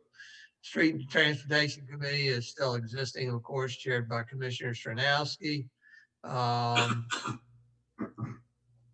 I don't have further comment right now. Anybody? All right, nobody's got their hands raised, Mike. All right, Lauren, move forward, please.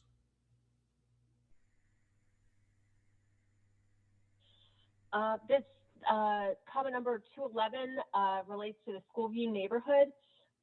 This comment, it was that if the current zoning merits some additional discussion,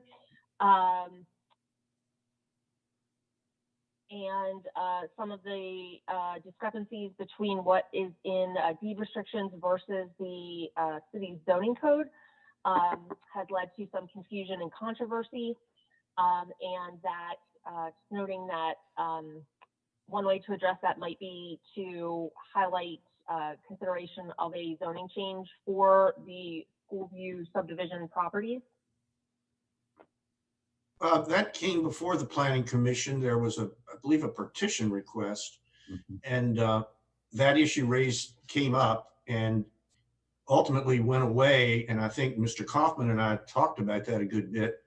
I'm not sure we need to get into the middle of this, because those restrictions, as I think evidenced by the fact that request went away once the neighbors objected that the resulting lots were going to be in violation of that restricted covenant.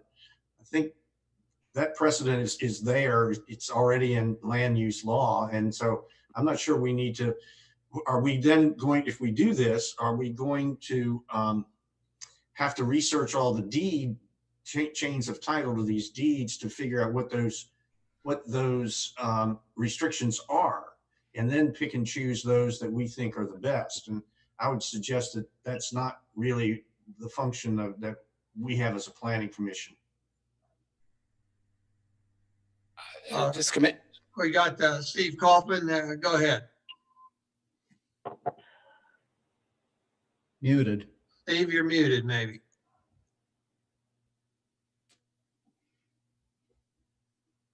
I agree with the chair. This is really it's a covenant that's recorded, and it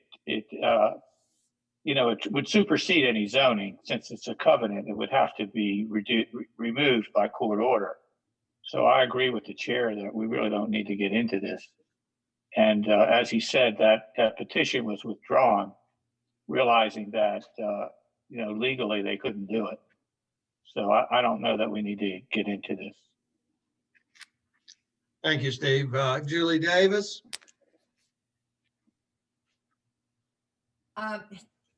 As the author of this comment with Nan, if you read far enough down, it says the city should consider a zoning change. It doesn't say it should happen, but as a potential action item, we wanted to highlight this controversy, because I agree that the issue was resolved with respect to one individual property in the Schoolview subdivision.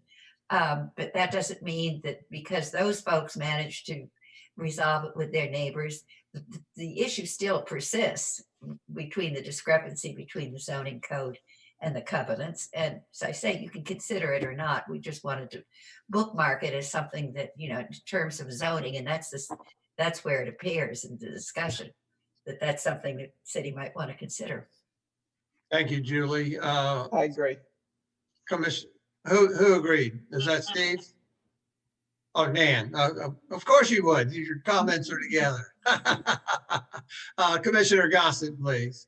Steve, yes. Steve, take your hand down. There you go. Commissioner Gossett, go ahead.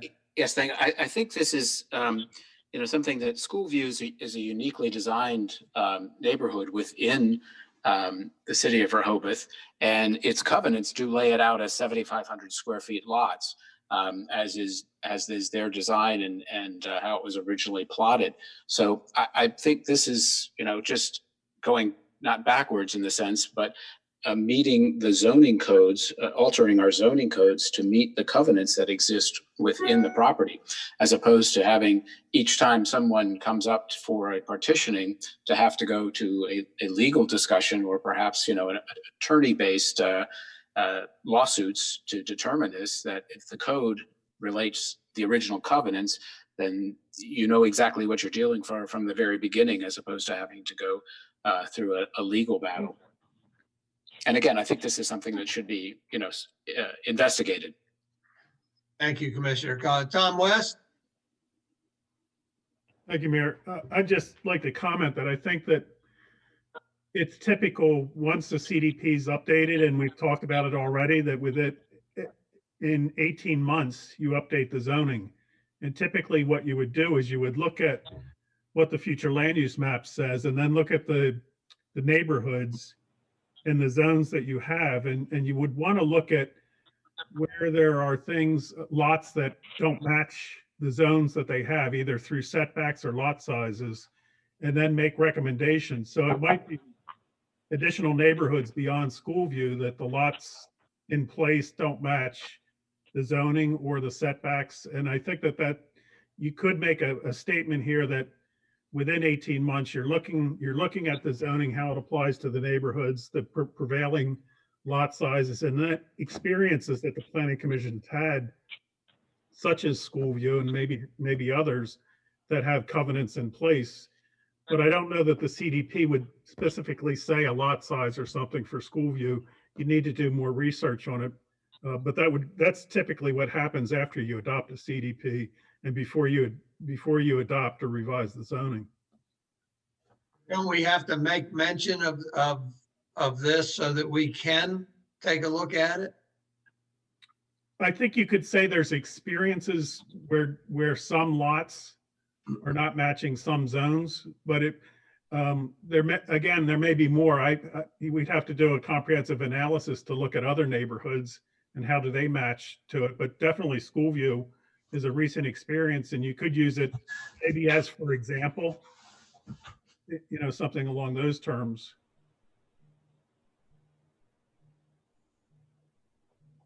I'd like to make sure that we have that opportunity to take a look at it. I think that's what Commissioner Gossett was intimating, correct?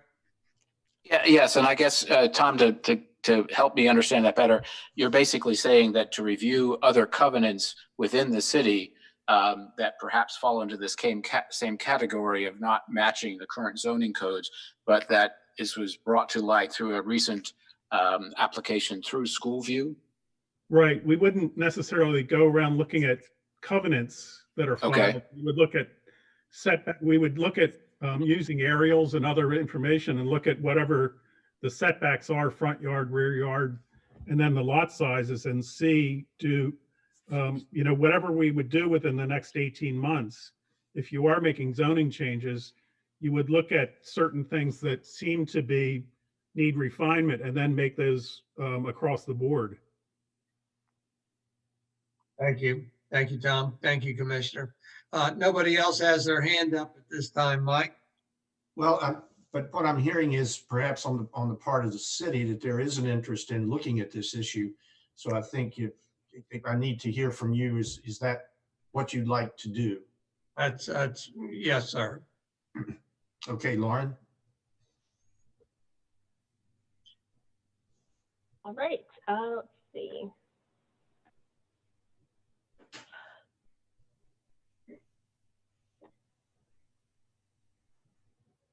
All right, comment number 216 relates to the AARP Livability Index.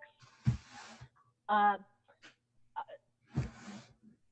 and Julie provided updated language reflecting this section and identified the city's new or updated score that was released earlier in 2022. These comments also eliminated larger parts of this discussion. The reason we're bringing this back up is that previous comments that we received actually asked for expanded information relating to this topic. So this would conflict with the earlier comments that we received. But then also just to note that we've tried to set a sort of a deadline for making changes to the data that is incorporated. So we weren't going back to update data. So if that is something that Okay, November 24th you are looking for us to do, that will have other implications. Thank you so much. Okay.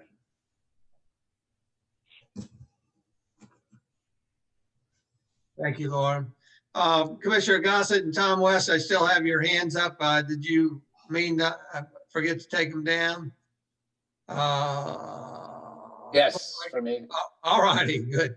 Nan Hunter, please. You're muted. Sorry.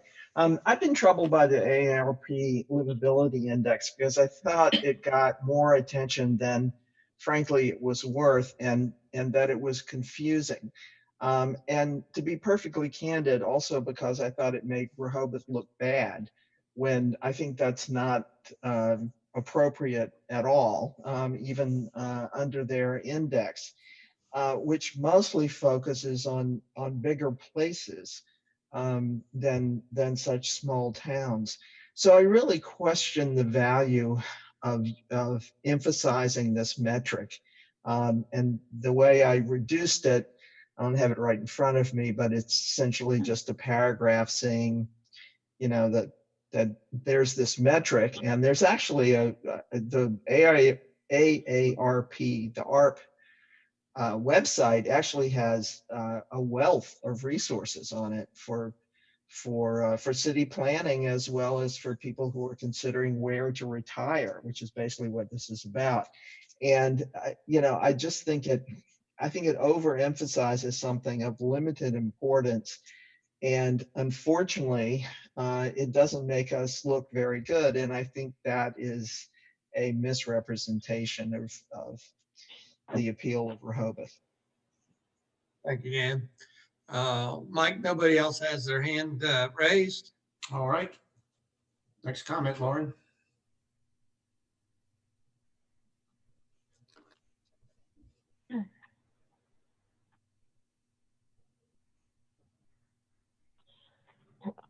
This question, or this comment is number 226. and relates to a table on recent zoning changes. This is a table that identifies all of the changes to the zoning code. Initially, this table just identified the ordinance numbers and the titles, if you will. And then a previous comment asked for expanded information on each of them. And a further comment that we have not incorporated also asked for the complete language of the revisions to be included in an appendix. So again, this comment seems to be in conflict with ones that we heard earlier. So just wanting to, I guess, make sure everyone was on the same page about how to address this particular item. Well, I think there was a general move among the planning commissioners, at least, to put a lot of things into an appendix or an exhibit rather than in the text of the CDP itself. So does anybody have any contrary view on that? I think we're good, Mayor. Thank you. Yeah, nobody's raised their hands.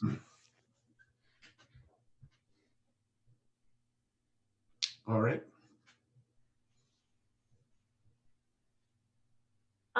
This is comment number 228 in the commercial controls section of the land use chapter. This asks, why would we put an opinion in the CDP that states residents above commercial uses should restrict short-term rentals? My initial reading of the original language was that providing for residential units above commercial would perhaps provide a way to provide more affordable housing within the city versus standalone single-family type lots or something like that. So that was our initial reading of that. So just looking for additional direction about how to address this.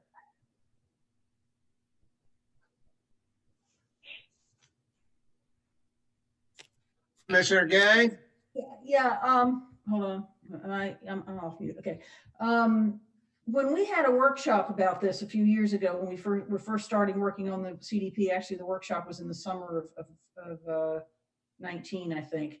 That was the whole theme, is that that the mixed use would be a way to have some affordable housing, and that you would do that by restricting the use.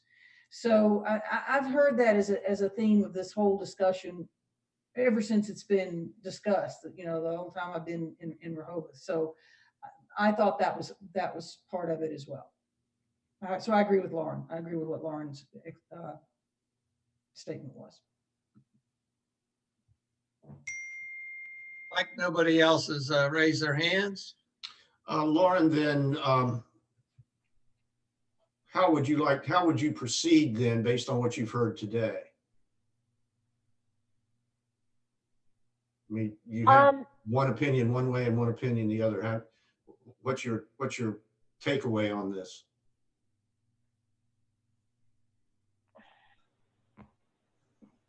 This Commissioner Gossett here, if I could interrupt for one moment. I think that you look at existing conditions and the majority of the apartments above commercial along Rehoboth Avenue and even Baltimore or Wilmington are used primarily for that as long-term rentals, as workforce housing, individuals that work in the commercial venues there, or lifeguards, what have you. So I agree that the intent was to provide workforce housing in this area.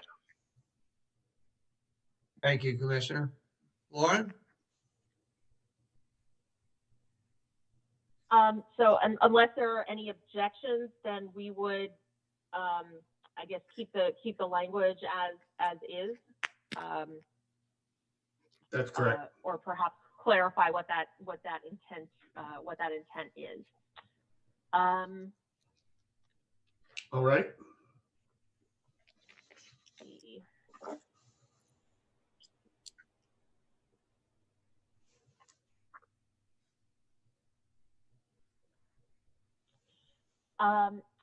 Comment number 233 again relates to commercial controls.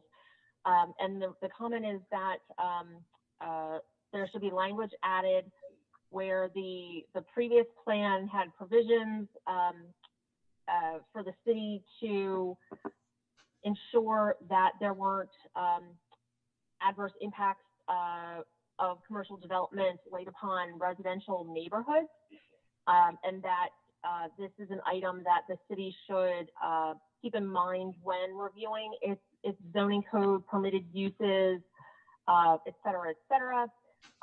Here, again, it notes consideration given to the potential rezoning of commercial properties that adversely impact those neighborhoods. So I wanted to clarify about that. I know we do have language about trying to ensure that there isn't that adverse impact, but how strong should the language be, or should we specifically call out, consider potential rezoning, or others, or keeping the language as it currently stands?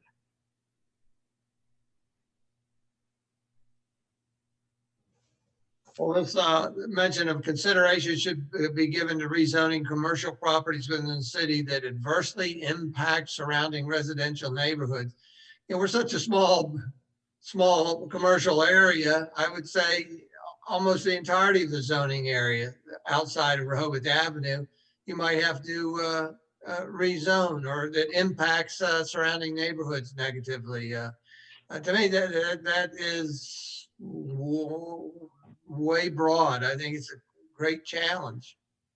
I'm not sure I agree with it. Anybody else? Nan, your hand is up. Do you want to still speak? Sure, thanks. I think the consideration here was sort of making good on something that was in the 2010 plan. And certainly the intent is not to call into question everything in the in the town limits. It is framed and phrased as the city possibly wanting to consider whether to do that, and to consider you know, this general principle of not adversely affecting residential properties in its rezoning. So I would argue that it makes sense to keep it. That the language doesn't mandate or commit the city to engage in anything that's above and beyond the sort of the principles that should be established in the CDP. I think there are particular pieces of land that, when the city goes through its reconsideration of rezoning, would come up because of residential interest, but this doesn't commit the city to any particular outcome with regard to those. Thank you, Dan. Commissioner Gay? Yeah, first of all, this is part of the reason that I asked earlier about the future land use maps, and making sure that, you know, changes could be made within districts without having to redo the map, because I think it was some of this language has been picked up from the 2010 CDP and repeated here. I'm glad it's repeated here. If anything, it might have been a little too subtle in the 2010, because I believe the intent back then was to have sort of a transition zone between the highest use commercial and residential. And actually that was done to a degree. It was done to a large degree. The rezoning of Sussex, the rezoning of the far end of Columbia Avenue, it was done, but it hasn't necessarily been done everywhere. So I think and that was why it was in the CDP then, to look at all of the code, not to change commercial to residential, but to assure that there's this sort of less intense commercial use where it abuts residential. We'd have to look at the entire zoning map to see what the gaps are there, but I think there may still be some from what I hear, and that's why it's still there. Thank you, Susan. Good explanation from my point of view. Steve Kaufman and then Rachel Macha. Go ahead, Steve. Well, actually, Mayor, I agree with you that I think this is a little misleading, this statement. And I think that Commissioner Gay is right. We do need a transitional zone. I don't think we have a transitional zone, a true transitional zone. And you do have the opportunity to create one in the 18 months after the adoption. It bothers me to have this type of language because I think you're going to find a number of people, a number of groups coming forward petitioning to have properties downzoned. That's the whole argument over this 330 Rehoboth Avenue. So I thought your initial comment was right, that we should sort of stay away from this. There's such a little bit of commercial zoning in the city, and almost everything ultimately abuts residential. So I would stay away from it, but whatever you decide is fine. Thank you, Steve. Rachel? Mayor, I agree with your comments as well as Steve. I think the part that kind of gives me heartburn is where we say adverse impact of commercial development upon residential neighborhoods. I think anyone could have an issue with something going in commercial, and I don't think we want to discourage commercial development, especially in our commercial areas. So I think it's something we have to just look at, like we have been doing, case by case. But I agree with your comments. This is just too broad. Any other comments? Anybody? We've got Commissioner Legree and then Tom West. Commissioner Legree? Agree with Gay and Hunter. This can be dangerous. And yeah, agree with Gay and Hunter. Thanks, Mayor. Commissioner, I'm sorry, Tom West? The term transition seems like common ground instead of adverse. Is there a way that we could include that and still meet the original objectives that we're looking for a way through land use controls to help moderate the impacts of commercial adjacent to residential? I think some of the concerns are the term adverse, but I think everybody's in agreement that transition's the operative action, and that's something that I think you can do pretty effectively in rezoning techniques. I think that's a good point. Thank you, Tom. Commissioner Gossett? Yeah, I would echo those thoughts. I think the term transition or transition zone should be included in that language somehow to be a little more specific, that either the creation of that or consideration of a transitional zone. We have certain, setbacks, rear setbacks to commercial properties, residentials, but some of those types of aspects should also be considered. Thanks. Thank you, Commissioner. There you go, Mike. Nobody else has got their hands up. All right, Lauren? All right. Let's see.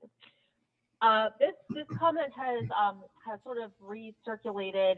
This is number 237 about adding oceanfront and ocean block commercial buildings to those for which site plan review is required. There were previous comments talking about heightened review of these types of properties. Other comments that said that this is already addressed within code. So just clarifying what is actually needed for the plan. Good. Any comment? Just curious as to, were there any specific? Patrick, is this you? Yeah, I'm sorry, it's Patrick. Okay. Just curious as in this comment, were there any specific recommendations given as to what these, it is a site review, but with regards to any specific additional requirements for ocean block or oceanfront buildings?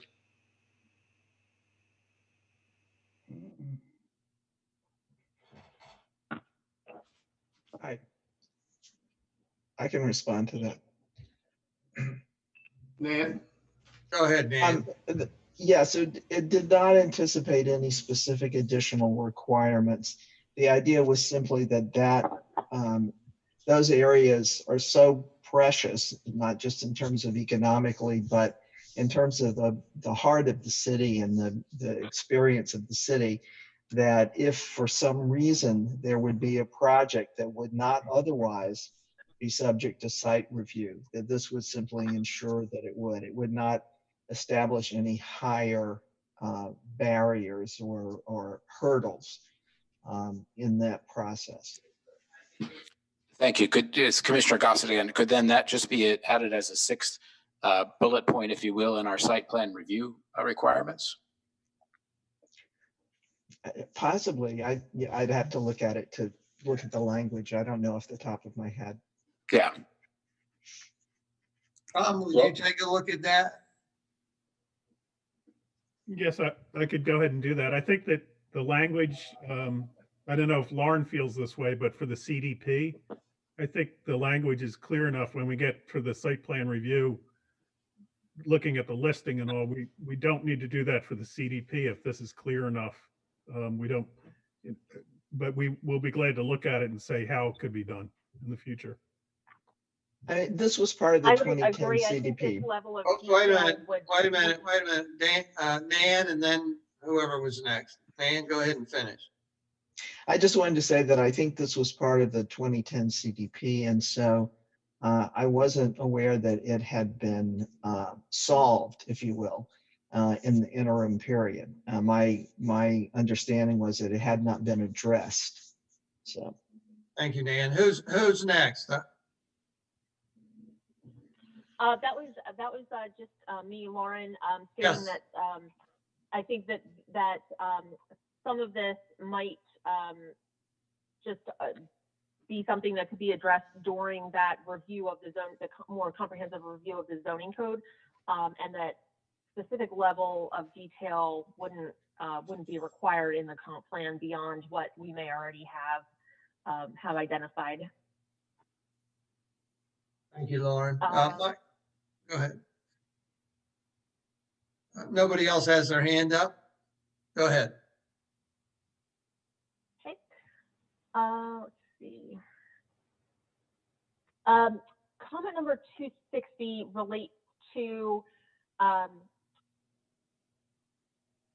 encouraging housing stock for all income levels. This is something that I just wanted to bring back up. The state requires that all comprehensive plans address housing affordability. And in the city did a pre-plus review back in 2018 where the current comp plan went through the plus process just to get some initial comments from those state agencies about what may have changed or what they're going to be looking for. The State Housing Authority during that review noted that providing affordable housing for current and future residents is an issue at the federal, state, and local levels, and especially critical given the documented need for affordable housing in eastern or coastal Sussex County.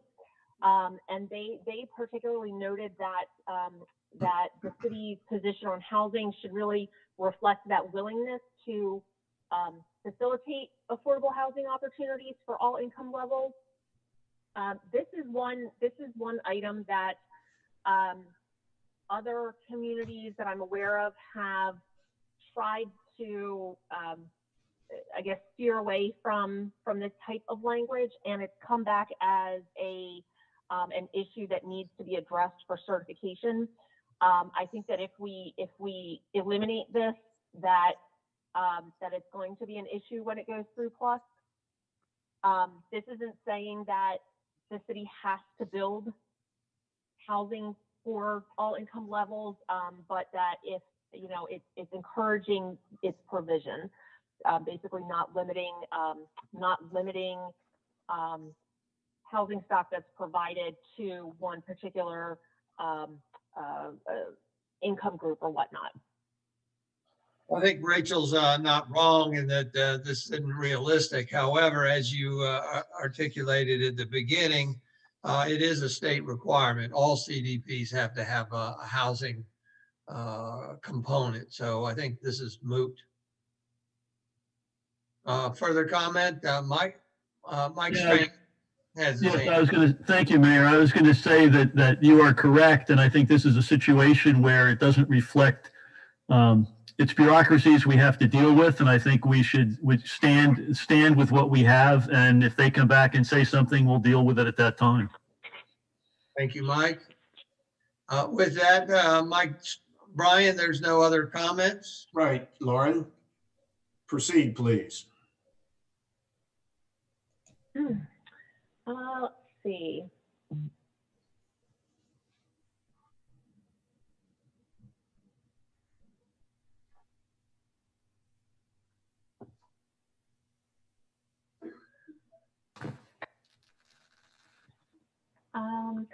I think that there were some general comments about commercial occupancy, and this in particular questions the 100% occupancy, but also and notes that there have been more recent vacancies.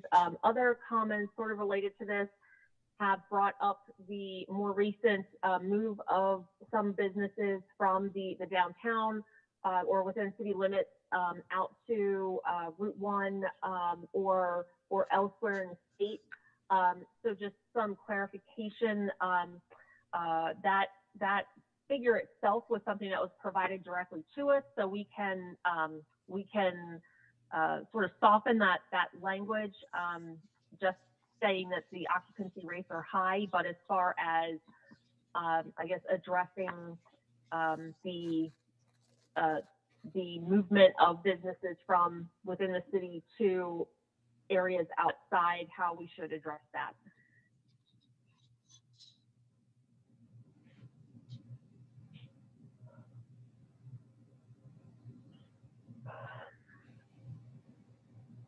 Nan? And Hunter, you might be. Yes, I'm sorry to speak so much. I think that you know, as Susan Gay has said, these businesses, a number of these businesses moved out of town because they grew too successful while they were in town. They sort of outgrew their space, and I don't think we should treat that as a criticism or a bad thing about Rehoboth at all. And my understanding is that there are data from the business community about commercial leasing and hotel occupancy and so forth. And so I think we should use whatever the data is. That my understanding is that this is a correct statement of the data. If it's not correct, it should be corrected. But I think we should use what the data actually tell us, which I think is very, very positive about Rehoboth. Thank you, Nan. Mike, nobody else has their hand up? Okay, then we'll go with what we have. Next topic, please, Lauren.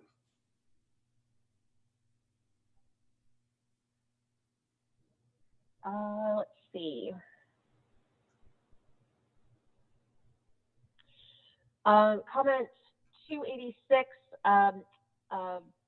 discusses traffic congestion and parking as major concerns among residents.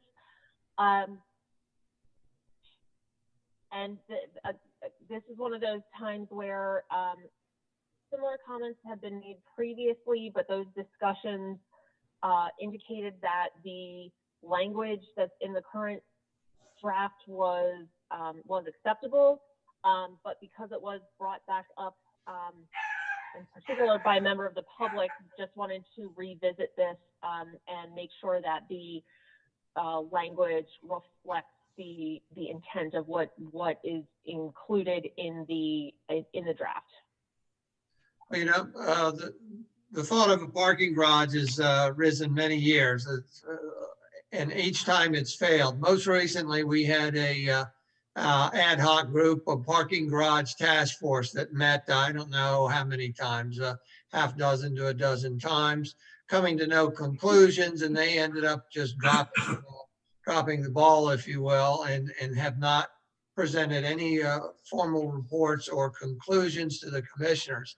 I consider it kind of a dead topic, frankly. And I would not be interested in seeing it put back in the CDP because I think it's been exhausted at this point. Anybody else? Commissioner LaGree? I agree with Mayor Mills. I think we stopped at infrastructure in the parking lot that was going to have to be moved. I just can't remember what the hang up was, but I agree totally with you. Thank you. Thank you, Commissioner. Anybody else? I think that's it, Mayor. That's all. All right, Lauren. Okay. Let's see. Take your hand down, Jay. There you go. Thank you. Comment 287 highlights some of the article that we sent to you as an attachment that was forwarded to us by Ed McMahon and 10 Principles for Responsible Tourism, talking about some of the items related to that, and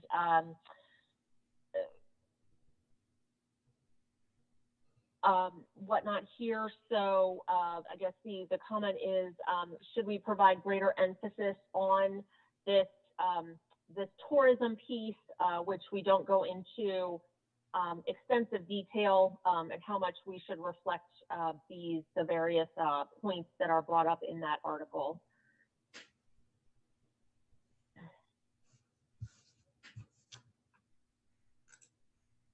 And Mayor? Commissioner Gay, go ahead. Yeah, the reason I included this was, again, sort of as an overarching theme, because we've talked around and about it in various places within the CDP, but no place have we zeroed in on the fact that tourism, it's our major industry, but it also has to be managed in order to be successful, and we have a lot of pressures on that right now. I know earlier today when I was reading the comments that came in, further down in the comments, I noticed one from, Commissioner Bennett about overcrowding. And, we hear that so much. And I was glad that he commented on it as well, because that's really what I was getting at here. It's just to have an overall, sort of an overarching goal somewhere in the CDP that we need to be, aware of what those conditions do to the city and how we can successfully manage them so that we, to keep with what the definition of sustainable tourism is, so that we have all the advantages without the disadvantages. Thank you, Commissioner. Rachel? I guess I feel like, I've been going to Aarp since I was 5 years old, and every season, around especially every holiday, we have overcrowding in our town, and that's just part of being a tourist town, and certainly part around people wanting to vacation in our town. I just don't see this as a big issue, honestly. I know people have brought the term up, overcrowding, especially on the beach, but I don't think it's changed in decades. Thank you, Rachel. Commissioner Gossett? Yes, I would think that this suggestion for a tourism management plan is very timely, in the sense that we have received more and more comments from residents about the overcrowding of the beaches, the problems with parking. In past years, we have implemented a tent ban on the beach and smoking bans, this type of thing, to control those growth and attractiveness to visitors and to residents of the city.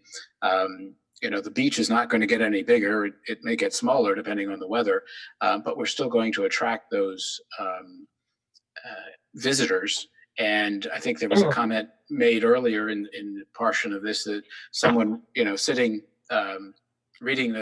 having breakfast, it could decide to be in Rehoboth by lunch for a day's visit without any issues of other than facing traffic and crowds. So I really think that this tourism management plan is something that should be given some more attention to, and one of the goals of our CDP, because it's just going to get more and more popular. And unless we are managing it, that popularity may just kill the goose that laid the golden egg, in essence. Thank you, Commissioner. Commissioner LeGree? Agree with Commissioner Goss that we're getting ready to tackle that very problem on the boardwalk. Chief Banks has laid the rules down here, and he hadn't laid the rules down, but he said he's getting all kinds of complaints, and we're thinking about changing the hours for bicycles just because the boardwalk is so crowded at earlier times. And yes, I think we are getting more crowded. I wish it wasn't so in that way. Thank you, Mayor. Thank you, Jay. Michael Strange? Thank you, Mayor. Yes, there's a significant amount of academic literature that goes back many years, and I know Tom can probably comment on it as well, and Commissioner Gay alluded to some of it, but there's a significant body of knowledge that we can refer to, and it impacts how we manage it, and it's critically important because, as Rachel points out, it depending on when you came here or when you first moved to Rehoboth Beach, during those key times, it becomes very crowded. But what's very dangerous is you reach a tipping point where if you screw it up, it goes in the opposite direction, and businesses, in fact, will start to starve, and it can be very mercurial. So it's extremely important. But the good news is there's a body of literature out there that we can refer to, and we can look to several towns that have done this successfully. And there's also some great examples of towns that didn't, and they failed, and they continue to fail. So we do have some things to refer to help us. Thank you. Thank you, Mike. Commissioner LeGree, you still have your hands up. Any follow-up? Tony Pratt calls that losing your brand. And once you've lost your brand, you're in trouble. Thanks, Mayor. Thank you. Very good. That's all for nobody else has their hands up. Mike, Brian? Okay. Lauren?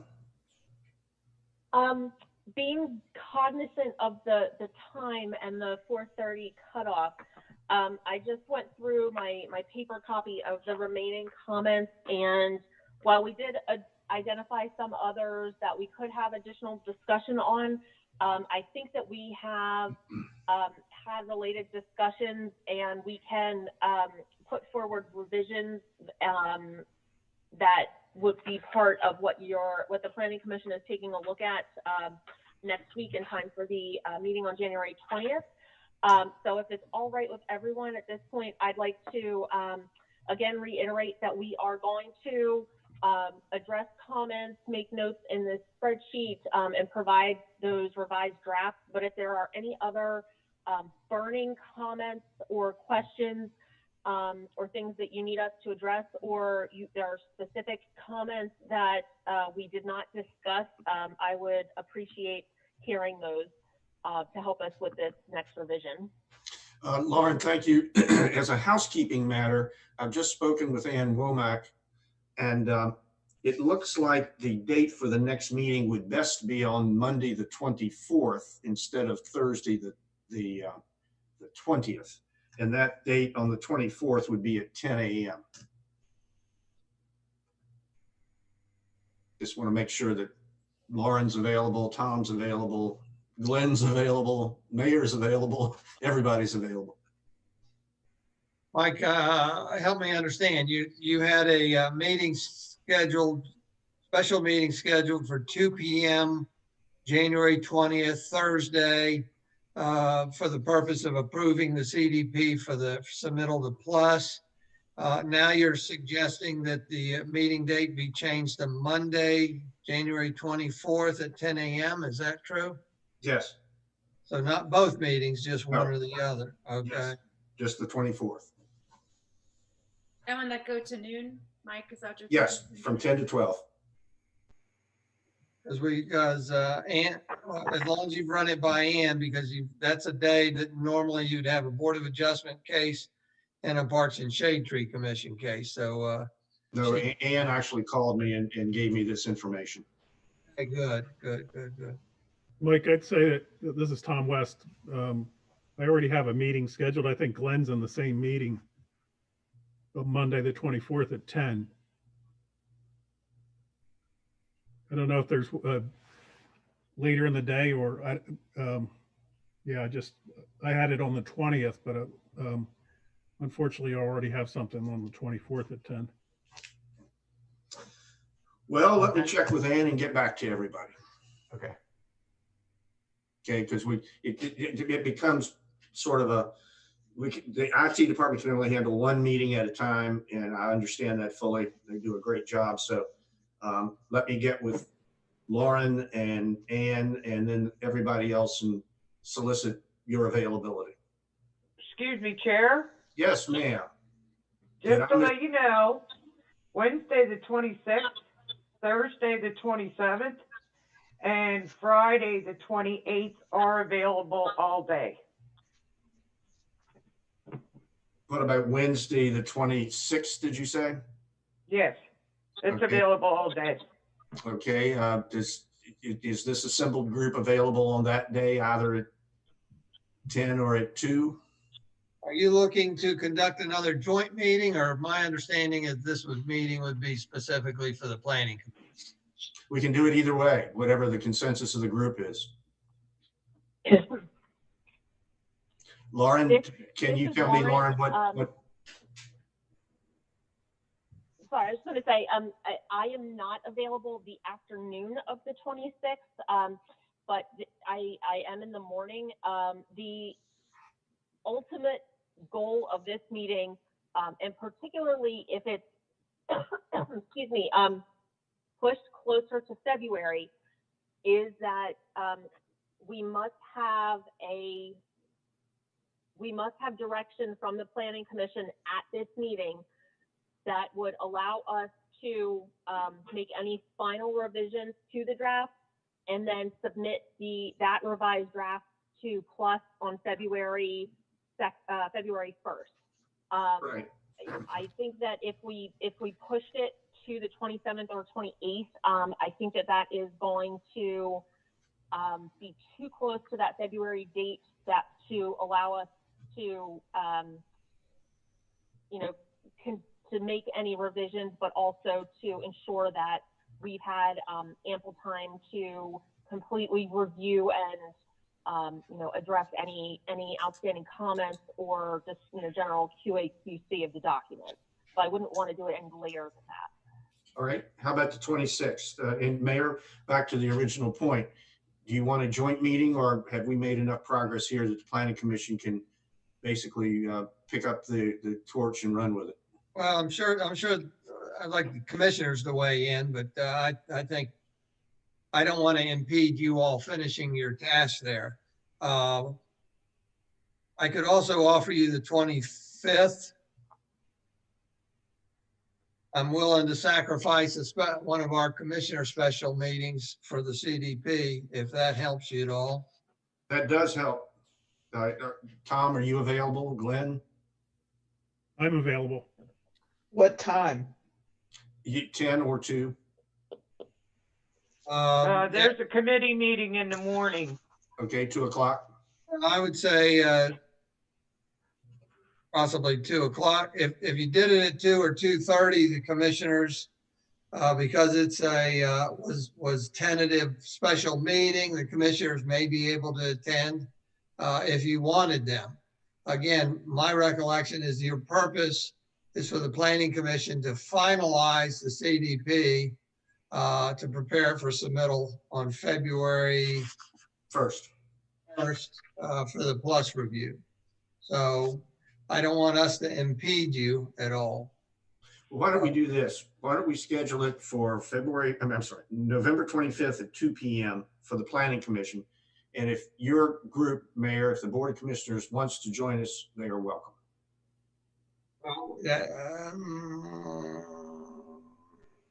I don't want to exclude anybody, is all I'm saying. Mike, if I could talk to you. I have two people's hands up. Let's do them in order if they're relative to calendar. So Commissioner Gay. Mine is not mine's not related to calendar. So go ahead. Come back to you. Steve, are you related to the calendar? Yes, I could do the 25th, but we have an important meeting, my wife and I, with our vet in the afternoon at 4. I could do it too, but I'd have to leave by 3:30. Okay, we can make that happen because I had anticipated this would be a very brief meeting. Okay, also on that, if I could ask something of Lauren, which would be very helpful for achieving what you want to do, Mike. If she could give us, the members of the Planning Commission, a final version, compilation of the CDP with additions shown in one color and deletions shown with lines through, that would be very helpful. If we could get that, I think we could get through this meeting on the 25th very quickly, because we could just review that. And if there were anything else we needed to do, we could do it quickly. That one version would be very helpful for me. I don't know about other commissioners. Lauren, your hand is up, and then Commissioner Gossett. Go ahead, Lauren. I just also wanted to echo that I personally would also need to have a hard stop at 3:30, so I could do 2 to 3:30 on the 25th, but I have another meeting that I have to travel for afterwards. But yes, our intent is to provide a track changes version of the document, and as well as a clean copy, so it will have what you're asking for in that track changes version. That's usually a lot easier to get through, so thanks. Yeah, that's a good idea, Steve, thanks. All right, the Planning Commission will have a meeting on the 25th at 2 p.m. with a hard stop at 3:30. And last chance, Mayor, for your group to come in, or let me call on Commissioner Gossett. He has his hand up. Okay. Just one question. Have we officially been placed on the Plus meeting agenda for February 1st? No, we're not on the agenda at that point. We just have to have it filed on that. I see. Thank you. Well, let me pull the commissioners real quick to see if they want this to be a joint meeting or not, because I don't want us to slow you up. And I feel confident that you've got enough information where you can mediate some of the decisions. But Commissioner Gossett, you're still on. What are your feelings about letting them proceed on their own? I have total confidence in the Planning Commission that they could do what is necessary to be accomplished. I think we've given them enough data and comments to this point. Thank you, Commissioner. Commissioner Sharp? I concur with Commissioner Gossett. All righty. Commissioner Legree? I agree. All righty. So we've got enough agreement there. Susan Gay, are you comfortable with that? Yes. All righty, very good. So we'll just, if you can notice it just as a regular or special Planning Commission meeting, and keep us out of it, if you will. With that, Steve Kaufman and I've got Susan Gay want to make comments to close out the meeting, I guess. Steve? No, actually, I lowered my hand, Mayor. Thank you anyway. I appreciate it. Okay, very good. Commissioner Gay, you want last comment of the day, please? Yeah, I just want to give this, I have a question for Lauren, but I also want to give you all something to think about for your next meeting. And with apologies for bringing this up in the 11th hour, but it didn't really fit into the comments earlier, but I think it's rather important. And that is, what do we call this CDP? Until Wallace Montgomery took over, until the last fall, it was the 2020, even all through last year, it was still called the 2020. And the first documents I saw with it called the 2022 was, I guess, when we got the first draft back a couple months ago. And at the time, I didn't really think anything of it. But I have to tell you that on reflection, I'd like to try to make a case for it to be called the 2020 CDP. A couple of things. First of all, I was reminded recently that there is a precedent for this. The city of Lewis's current CDP is the 2015 Comprehensive Development Plan. If you look on their website and see the document, that's the title of it. But it wasn't approved until 2018. And they didn't have a pandemic, obviously. There were other reasons, but for a variety of reasons through the state process as well as through internal review, it actually took another few years to be approved. But in our case, all of the data in our CDP, most of it anyway, including the interviews that were conducted in lieu of the public workshops, were all done in 2019 and 20. And of the previous 3 CDPs that the city has done, 1996, 2004, 2010, there was an 8-year gap between the first 2 and a 6-year gap between the second and the third. But if we call this the 2022, that's effectively a 12-year gap between the current CDP and the new one. And it further delays a 5-year update. So looking ahead, it has implications, for the future as well. And I noticed as I was going through the third draft and as I was making comments on it, there are a number of action items in the new CDP that reflect some unfinished business. Everything from the maps to the seasonal population data and the city data on rentals and new construction, all that's been talked about and it's been potentially put in there as an action that's information we need going forward because we know we can't get it now. There's just not time. And we're also going through a period of unprecedented, growth and development and climate change is another biggie. And I feel like we need to assure that the CDP stays current by doing a 5-year update in 2025 that enables us to complete some of the unfinished business and more importantly, address trends that would go into the next CDP in 2030. So if you look ahead that far to the next one being 2030, what do you find? You find that it would actually be published 8 years after the current one gets adopted. And you go back full circle, 8 years is the longest time that there's ever been between CDPs. So it sort of sets us up on this, both historical and future timeline, I think, to maintain it the 2020. And I don't know if there's any burning reasons not to do that, but I just want to throw that out there for thought. Thank you, Commissioner. I'd like to task Glenn, Tom West, Lauren, and Mike Bryan with evaluating that and coming back with a recommendation. Very good. With that, Mike, Bryan, I think we're satisfied. We appreciate you inviting us to this joint meeting. Well, I just regret that you didn't bring, food and drinks. But having said that, thank you. It was a great meeting. And I would ask the city secretary to please issue a notice for the 25th at 2 o'clock. Thank you, everybody. We are adjourned. So this meeting will be adjourned at 4:42 p.m. Thank you very much. Bye-bye. Appreciate it.